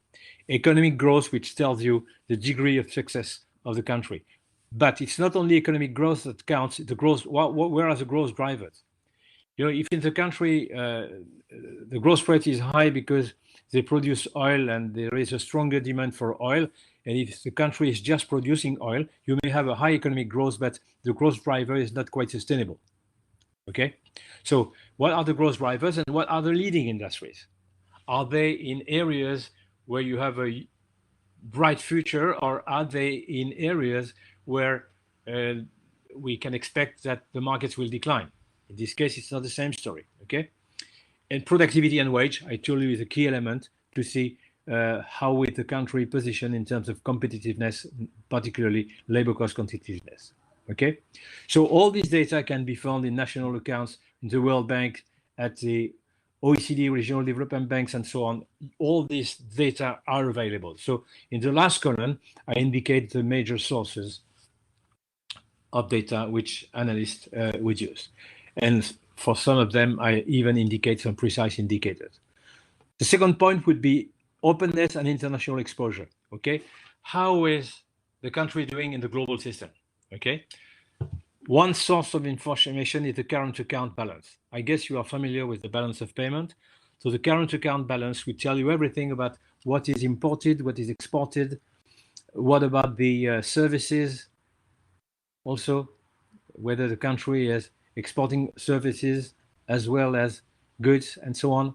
What are the capital flows in terms of foreign direct investment and also saving coming from outside to feed the local financial market?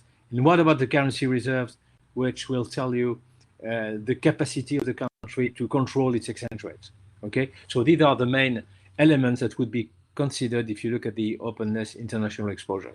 So indeed, a surplus of the current account balance, capital flows with money coming in the country,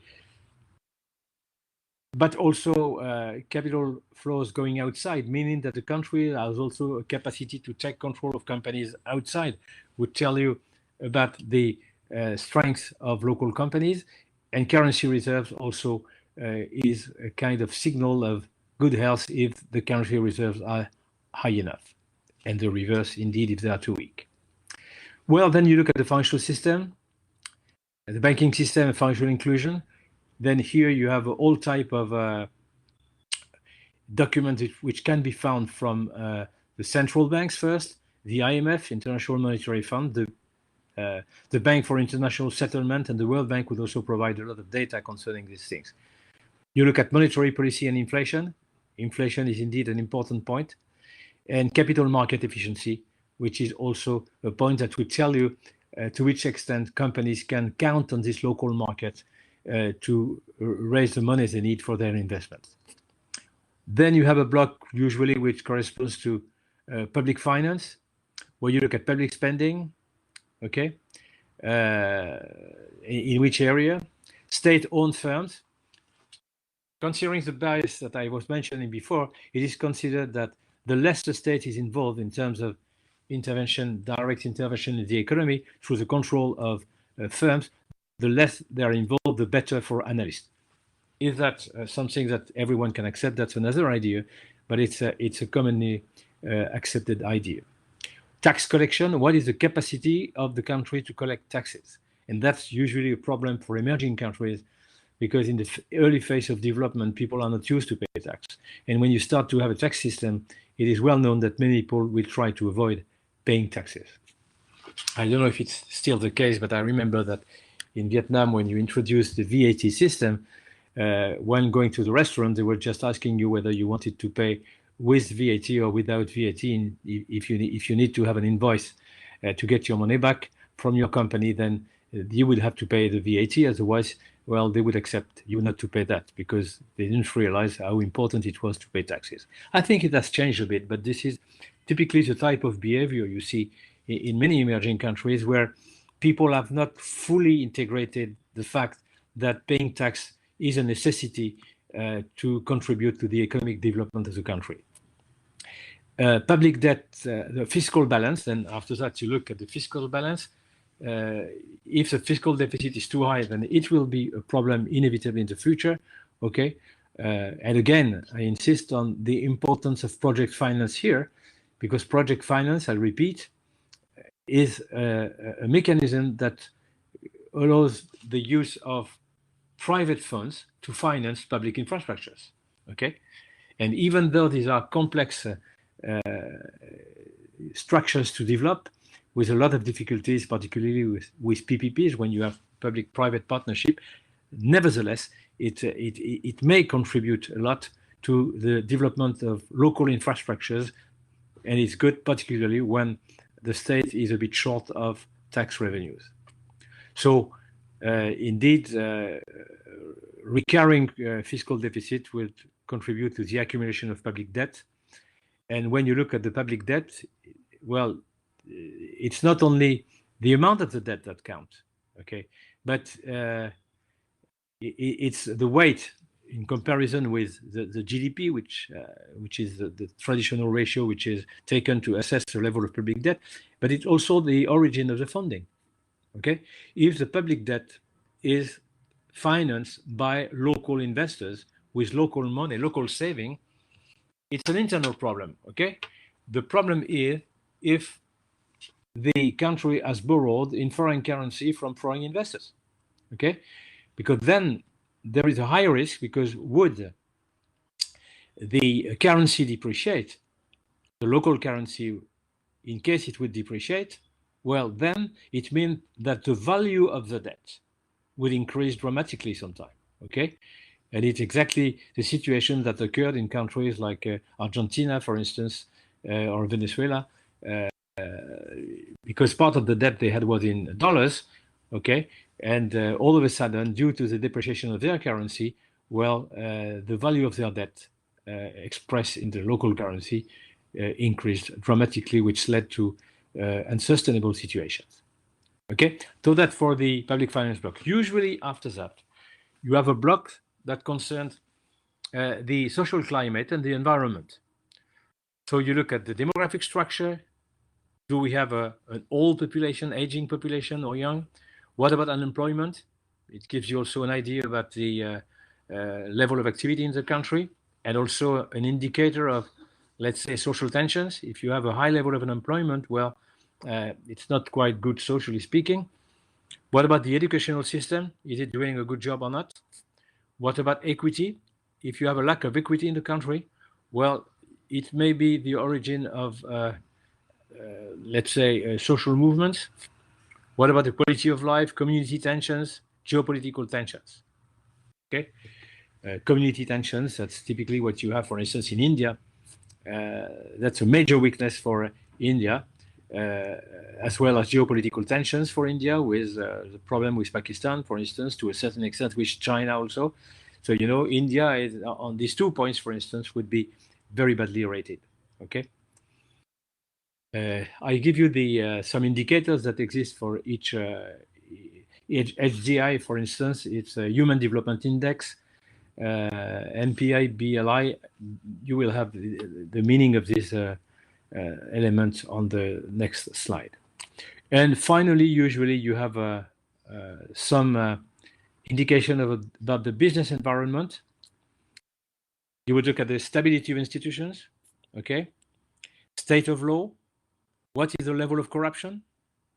Ease to do business, market efficiency, availability and quality of infrastructures, innovation capacity, you know? And for all these things, you know, it gives you an idea about how easy and how efficient it is to do business locally. Okay, you have a lot of indicators which are mentioned here, which comes either from the World Bank, from OECD, or a lot also from the World Economic Forum. Okay, so you see here what you find, it's typically very similar to what we had here, but it's classified into big blocks. And these blocks basically corresponds roughly to what most analysts would do. You have different institutions providing, many institutions, banks, other financial institutions or credit agencies providing country risk rating. They all have their own methodology, but it always corresponds to something like this. So they may have different types of classification, but usually you would find all these items, okay, in the criteria considered. Okay, here you have the meaning for the, you see, I mentioned here some indicators. On this table, you have exactly what it means, and you have the origin with the website in case you would need to have a look at it. Okay, one important element is the ease to do business. A lot of people would look at this, which would play a major role, you know. And it's I recommend, if you have a bit of time, to look at the detail of the ease of doing business, which include a lot of things, which would include, for instance, the state of law, the bureaucratic burden, and all these things. So now, how are analysts doing? Okay. So you see, in my presentation, we had, let's say, 6 blocks. Okay. So an analyst would do the same. They have blocks, which they have defined, as I did. Okay. And as I told you, and I repeat, the blocks they have basically corresponds to what the categories I have presented. And they would typically do something like this, you know. They would give a grade to each of these dimensions. For instance, for the one which would be the economic situation, which was the first category I've considered, well, you see that within this category, you have different elements. if I come back to, for instance, my table, you have the GDP per capita, you have the economic growth drivers, leading industry, productivity, and wages. For each, you can give a kind of rate, saying, well, GDP per capita is rather high, so which would be a good point. Economic growth is good also. Maybe leading industry would be a bit more negative because the leading industries maybe don't have much, you can't be much optimistic for their future. So for each of these elements in block one, you would be able to give a rate based on a way to assess, which you have developed, a rate to each of these elements. So having done this, for instance, for the group one, after you have taken into consideration each element within group one, then you would say that the grade is 3. These are pure assumptions indeed. Well, if you do the same for each block, then you would obtain a grade here. Okay? And wait, you could consider that some elements are more important than others. Okay? Here I have assumed, which is very often the case, I have assumed that each category was equally important. Therefore, the weight of each will be 16.67%. Okay?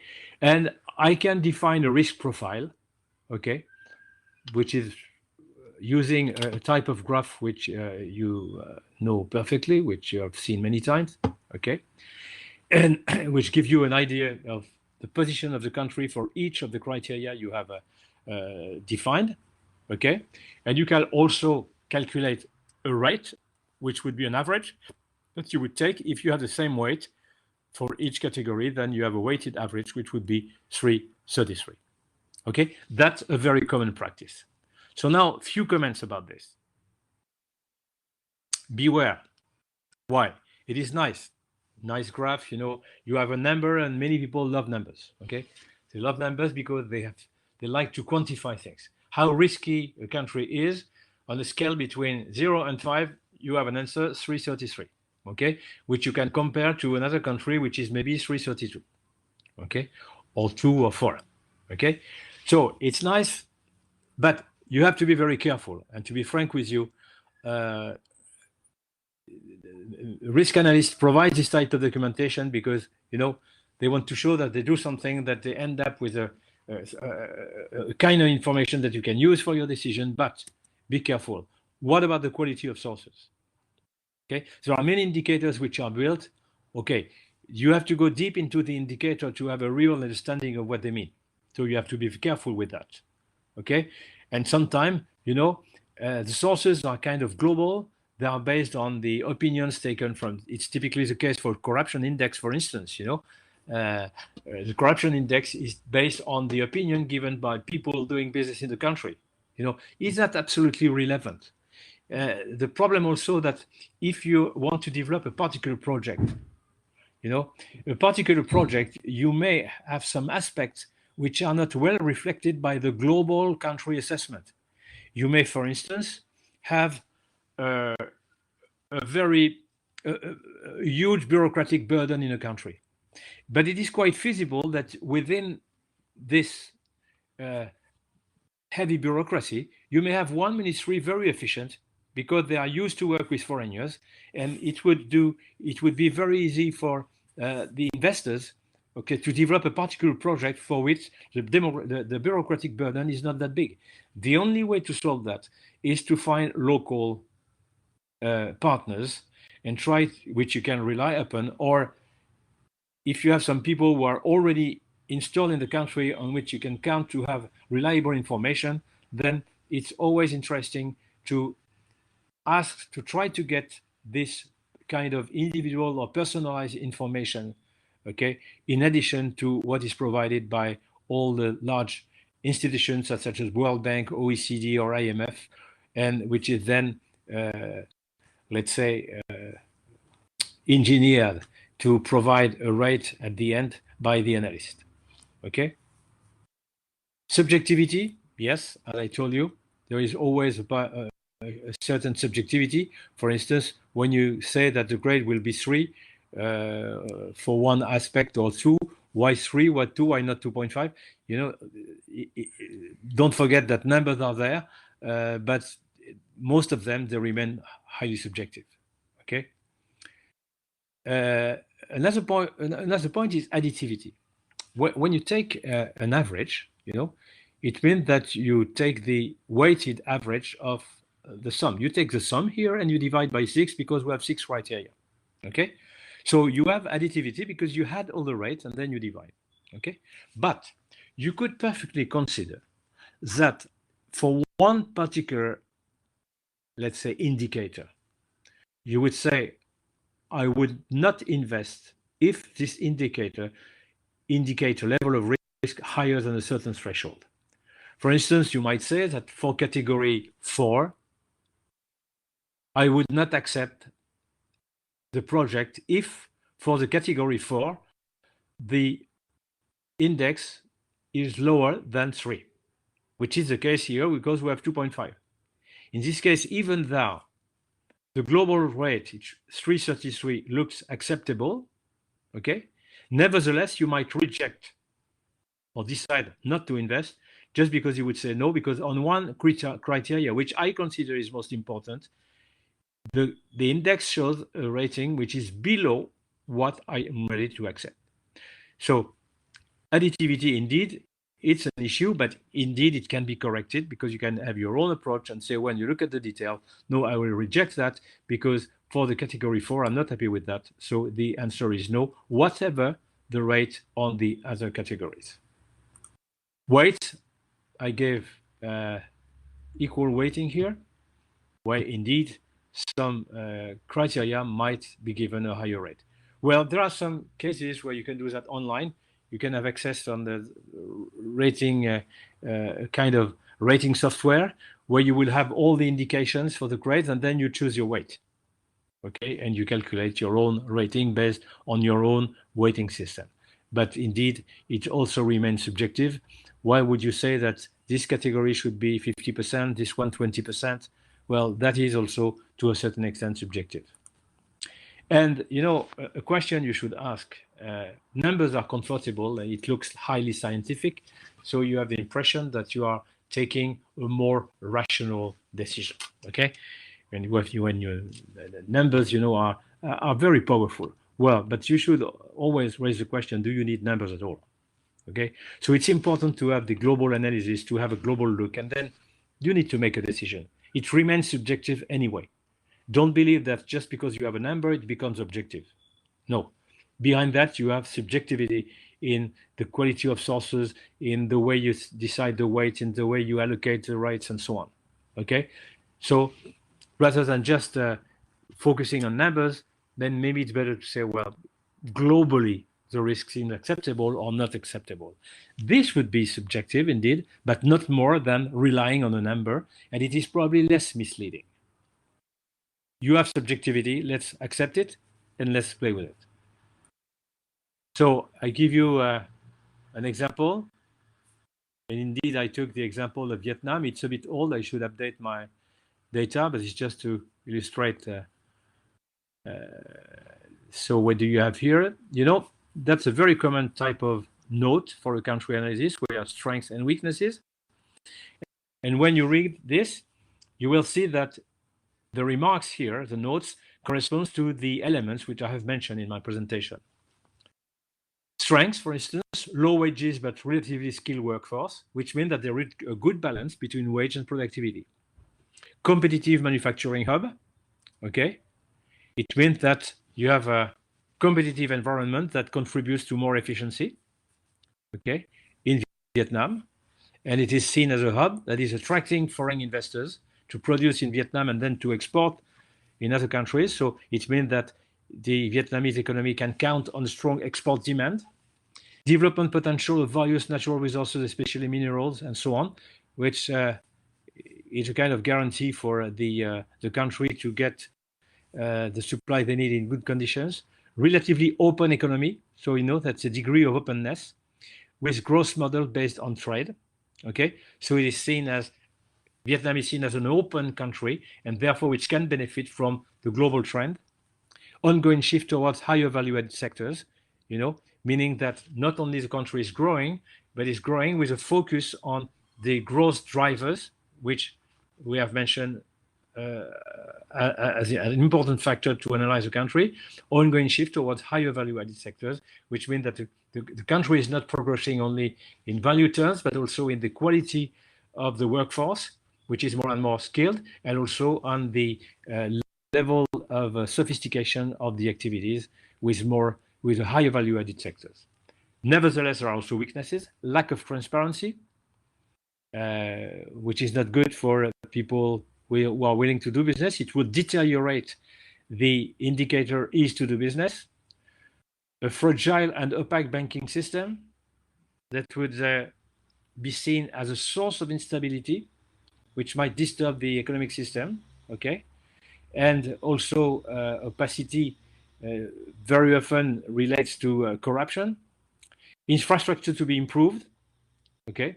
That's a weakness, and that's why when you see that, that's why project finance is so important, because it might be the solution to develop your infrastructures. A complicated business environment. It has to do with, well, the bureaucratic dimension of the Vietnamese economy. High regional disparities in terms of development and rising inequalities. That may be a source of instability, okay? It is in the block of social environment.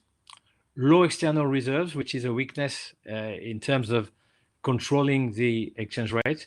Recurrent tension with China. This is also these geopolitical tensions, which I didn't mention in my general presentation. Okay, so if you look at strengths and weaknesses, you find all type of references to the major factors I have indicated. So you can use the presentation of the risk profile of the country, okay, here, and it would be rated C3, which is not a grade. C3 would correspond to a kind of average risk in the Euler Hermes, because this is an Euler Hermes schedule. C3 would be a kind of average risk, okay? And the different blocks they consider, you know, exactly as I have done in my general presentation. You have an economic risk, you have a business environment risk, you have a political risk, commercial risk, and financing risk.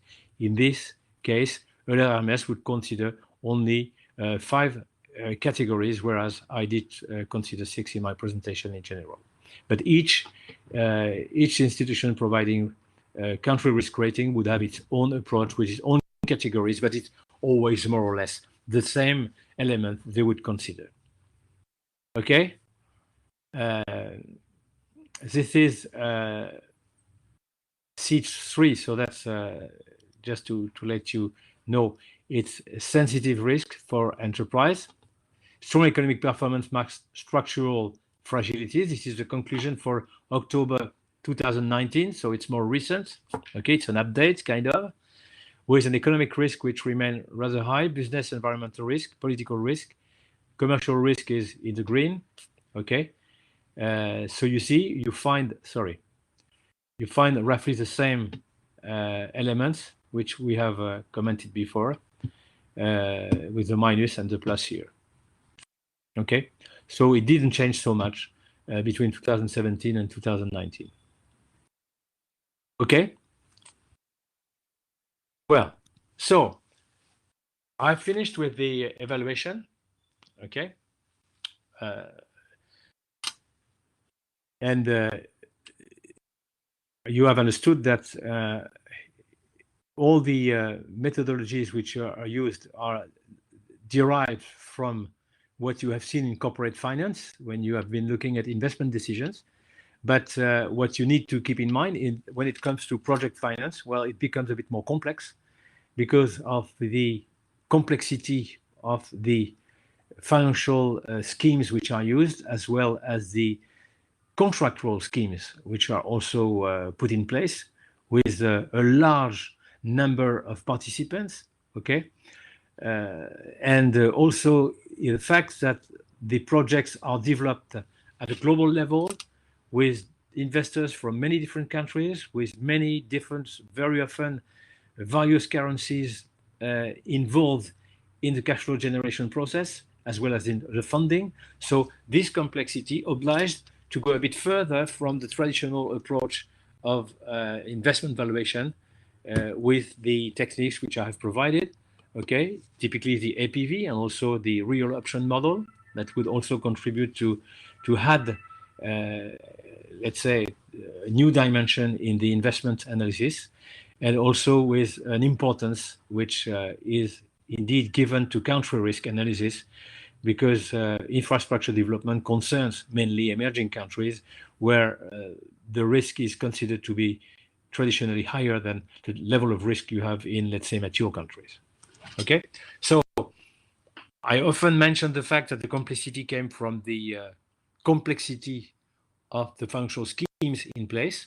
So this is the next step we are going to tackle, which is indeed probably the most important step also. So let's move now to, strictly speaking, what we call project financing. Okay. So before we go into the detail of the instruments which are used, let's come back to this graph which we have analyzed together already. On this graph, you have, with a gray curve, the curve that represents the uncertainty resolution, with a very simple idea. That is that when you start the project, there are many uncertainties, many things which you don't really know. Sometimes it is very complex, even if the job is well done, to have a precise idea of how much you will have to spend to complete the project, particularly if there are some, if you want to construct a large bridge or a tollway or a tunnel, where you may find some conditions which were not anticipated, which would lead to huge extra costs. Okay, so you have a lot of uncertainties, and indeed these uncertainties will be resolved over time. Okay, and when the project is completed, I mean when the infrastructure are built, a lot of these uncertainties have been resolved. That's why you have a decrease over time of this uncertainty to reach a kind of low level of uncertainty when you start the development phase. Okay, that is the operating phase, if you like. Okay, the red curve indicates the progression of the capital invested, okay, which I call the capital employed there. You start here, and progressively, once you complete the project, you need to spend money to invest in the equipment, to build the facilities, and so on. And then when it's done, then after that, you have a kind of decrease, okay, of this capital employed if you assume that your assets needs to be depreciated. Okay.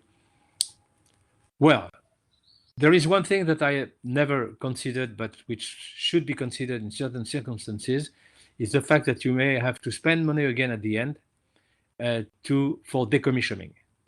I didn't mention that point, but it's typically the case, and in certain type of project, typically, for instance, for a nuclear plant, because when you develop a nuclear plant, you should integrate from the very beginning the amount you will have to spend at the end when you will consider that the plant cannot be operated anymore, it has to be dismantled.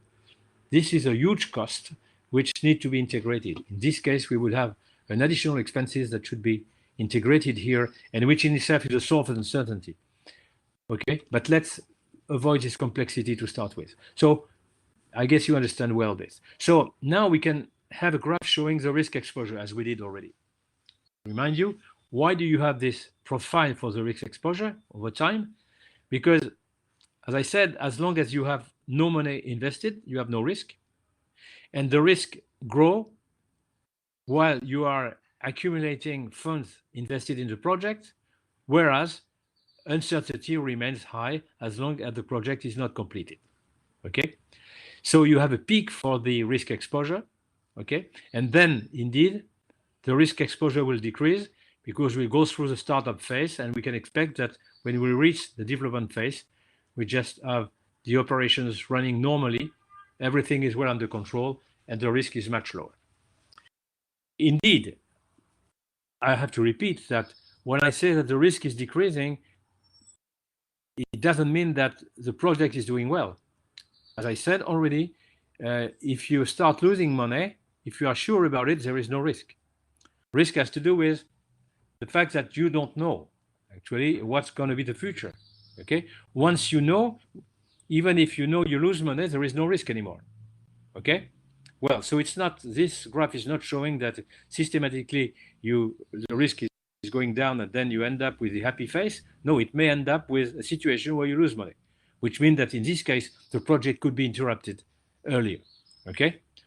But if things go well, after you have gone through this risky phase, well, then you have an operational phase where the level of risk is much lower.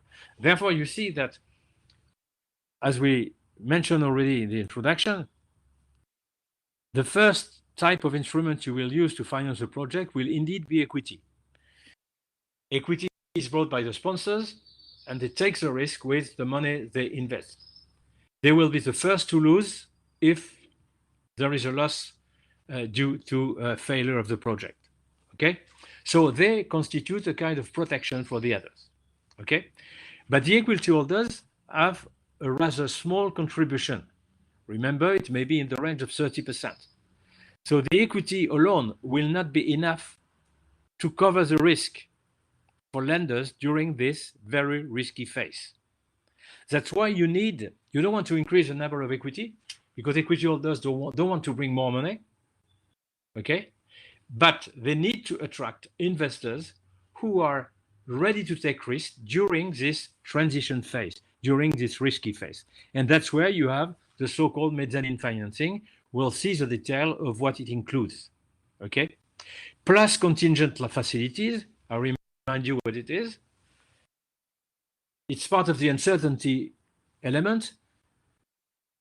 You never know exactly how much it will cost to complete the project, to develop the facilities and to make the construction. Okay, and therefore you have to be ready to raise additional funds if needed, if the project appears to be more expensive than it was thought in the first place. Okay, so these type of instruments, as we'll see, are in between equity and debt. Okay, it is a kind of debt through which the investors are taking a kind of risk, to complete the risk, the protection provided by the equity holders. Okay? Indeed, the debt that will be used, the debt instruments which will be used as part of this mezzanine financing will be an expensive debt, because the interest rate will include a remuneration for the risk that lenders, this type of lenders, are taking. So we'll see more precisely what it includes. Well, what does it mean, mezzanine? It's a funny kind of name, I don't know if you know this word, what it means exactly. In a house, the mezzanine is a room which is a kind of place which is in between the ground floor and the first floor. Okay, you have a ground floor, you have the first floor, and the mezzanine might be somewhere in between. So here, it's just to say that the mezzanine debt, the type of debt you have here, is not pure equity, but it's a bit like equity, and it's riskier than debt, traditional debt. So it would be a kind of protection for the traditional lenders. Okay, this is a kind of risky debt, if you prefer, and this is an instrument which is in between traditional debt and equity. That's why we call it mezzanine financing. I'm talking about debt. It can be also a kind of equity. If you have, for instance, preference shares, as we'll see. Okay, so once the risk has decreased, well, we don't need to have this expensive debt anymore. There is no reason why we should pay an expensive debt if there is no risk anymore. So this debt will contribute to finance the project during the completion phase, usually during the risky phase. At the end of the risky phase, then we will use another sort of debt, which will come as a substitute for the mezzanine debt. In other words, the mezzanine debt may be a debt for a period of 3-4 years. Usually it's not clearly defined. It can be a debt that will be defined for 3 years with a possibility to move up to 5 years, because we know that the project, you might have delays, not only cost overrun, but also delays. So you have to anticipate also for delays, so that this debt has not a well-fixed maturity, okay? And at the end, when the project is completed, when things are running normally, then the project company will borrow funds to repay the lenders, the first lenders. Okay, and you have a no recourse debt, which will be a substitute for the previous debt, but a substitute which also will be cheaper because the lenders are now taking less risk because we have started the low risk exposure period. Okay, and the no recourse debt, I remind you what it is. It is a kind of debt for which the guarantee essentially comes from the cash flow of the project. But it is acceptable because now the cash flow or the project are highly secured because we have gone through the risky phase and we are now in a kind of safe phase where risk is not too high.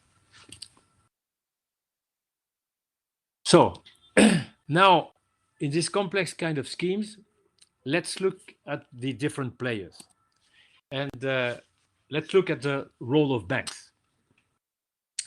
I told you it's not just one bank involved, particularly for very expensive large projects. You have a pool or a syndicate of banks. But what is the role of the banks?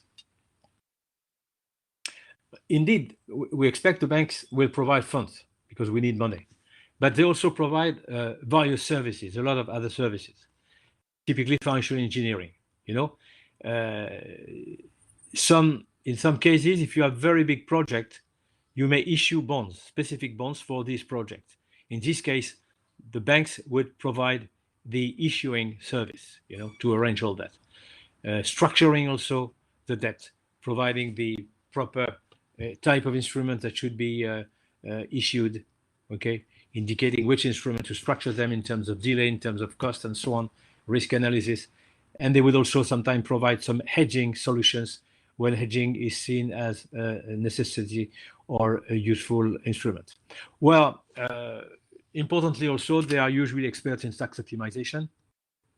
That's why I didn't mention that, but when you look at the project company, sometimes you have many participants around and some connections with other subsidiary which might be in tax havens to optimize the tax. And banks would provide the service for that because usually they are themselves established in these tax havens.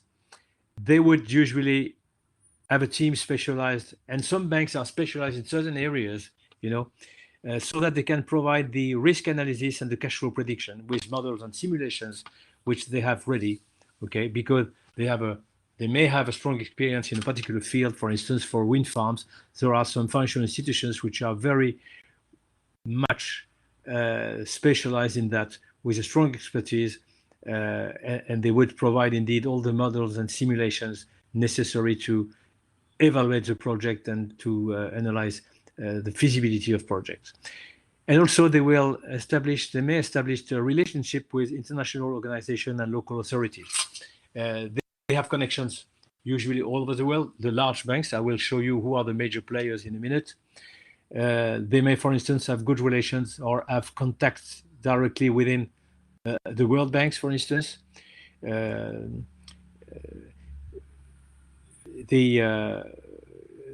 World Banks may decide to support the project if it contributes to the economic development of an emerging country or a developing country.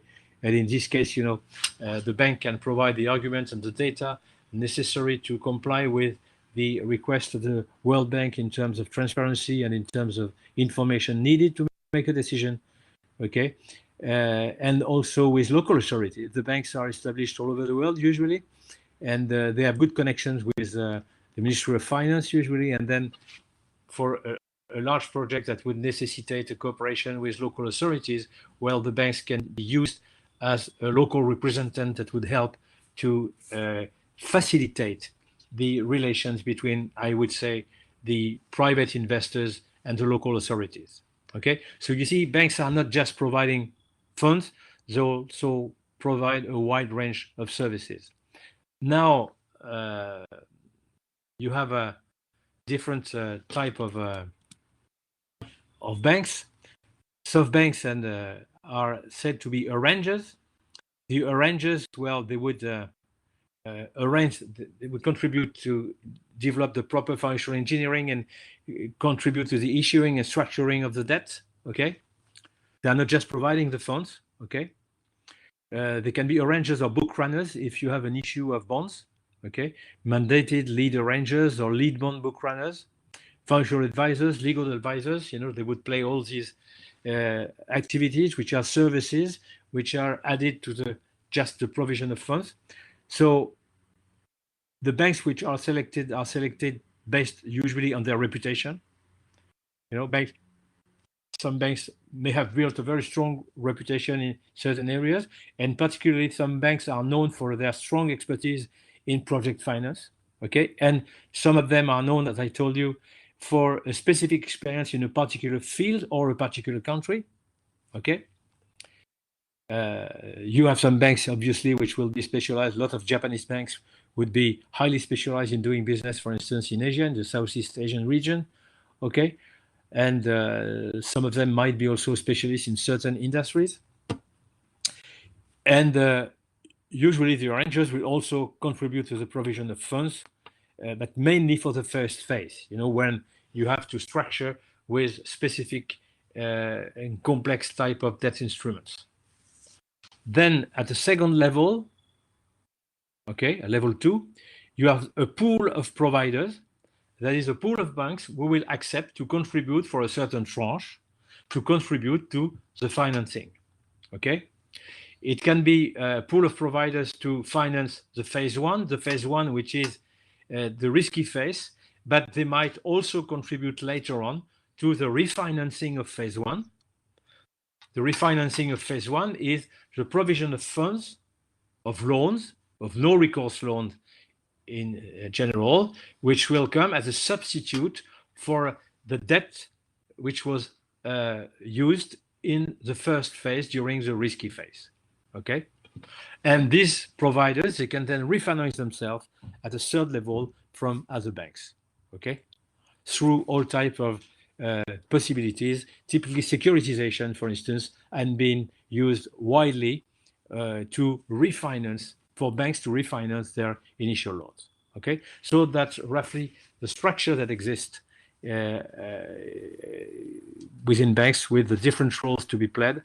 And indeed, the arrangers and book runners would get the most of the fees behind that, and that's a rather good business for banks indeed.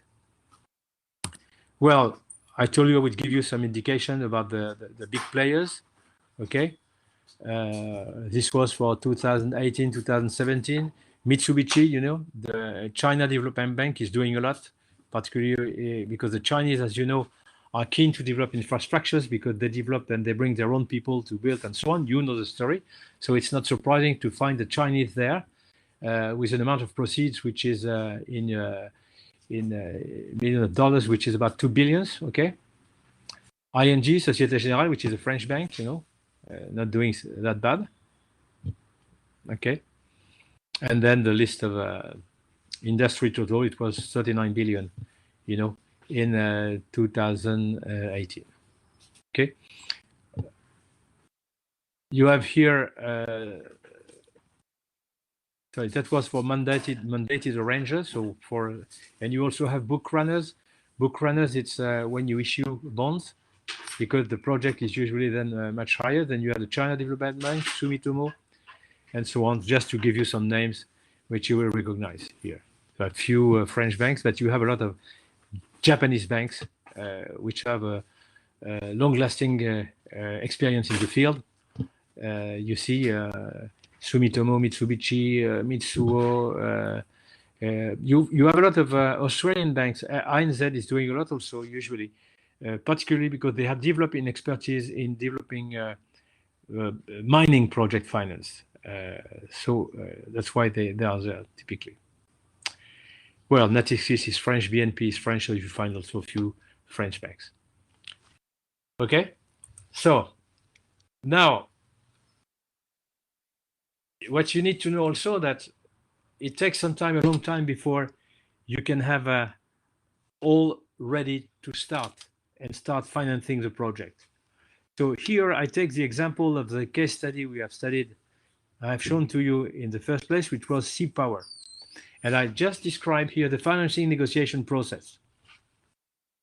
It started in February 10. I don't remember which year. Okay. Key suppliers selected and detailed design finalized. That is February 10 of the year. I think it was 2000 something. I don't remember. Anyway, it's no problem. So let's start in February. So everything is ready. We know what we want to do. We have an idea about how much it will cost to develop the project, and we know who will participate. Okay. It is important to know who will be the key suppliers, because these key suppliers are known for their reputation. Okay. And they will have an influence on the perceived risk of the project. Okay.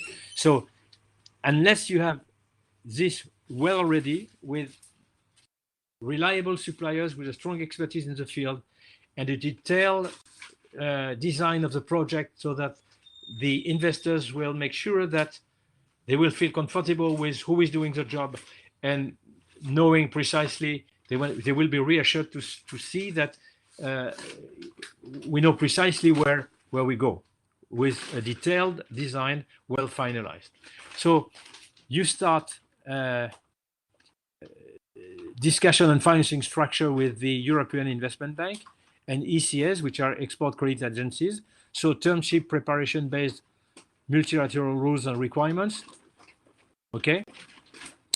And then you end up here about with the approval of the financing structure by European Investment Bank and ECAs. So you get from the European Investment Bank and ECAs kind of guarantees, which will improve the quality, which enhance the quality of the debt.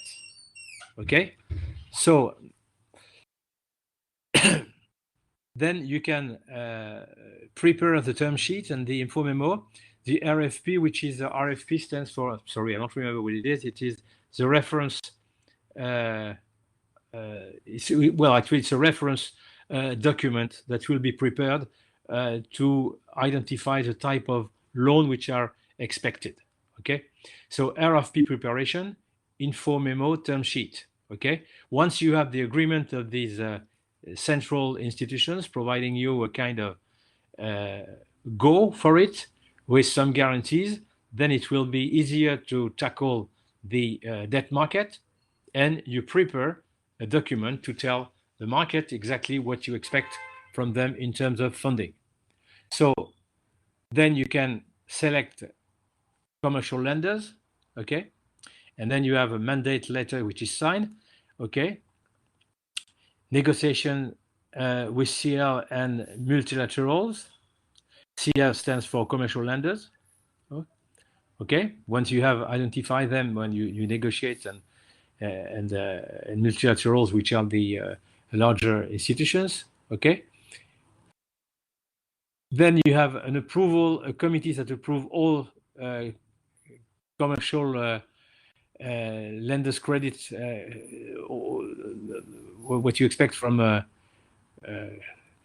commercial lenders is approved, okay, by a committee. Fine-tuning with EIB guarantees, and you have a financial clause where everything is set in terms of agreement of the money you will have the right to raise. Usually, you have the right to raise a certain amount of funds, okay, with certain specifications for the type of debt which you are using, okay, and also with conditions under which you can raise the money. You know, you have to show that the project has gone through different stage, and at different stage, it will be precise in the financial clause that you will have the possibility to get additional money as planned. Okay, but if you look at it from February to November 10, it's 10 stands for 2010, did. So you see 1, 2, 3, 4, 5, 6, 7, 8, 9, 10 months. It took 10 months, you know. So it's a rather long delay, okay? But this long delay is explained by the rather high level of sophistication in the type of funding we are going to use. And this is indeed what we are going to see next, okay? But I'm just looking at my watch, and I think it's, I will start with a few comments next time about the SeaPower case, just to stress not reading all this, but stressing the main elements, okay, which I'm not going to do today because I look at my watch and it would be too short, okay. So we'll start from there tomorrow again to try to see what type of financing and how it worked for Seapower before we get into the detail of the instruments which are used in project finance, okay. Well, so I will wish you a good dinner because I'm going to have a lunch, but I think you're going to have your dinner. So have a good dinner and see you tomorrow at the same time.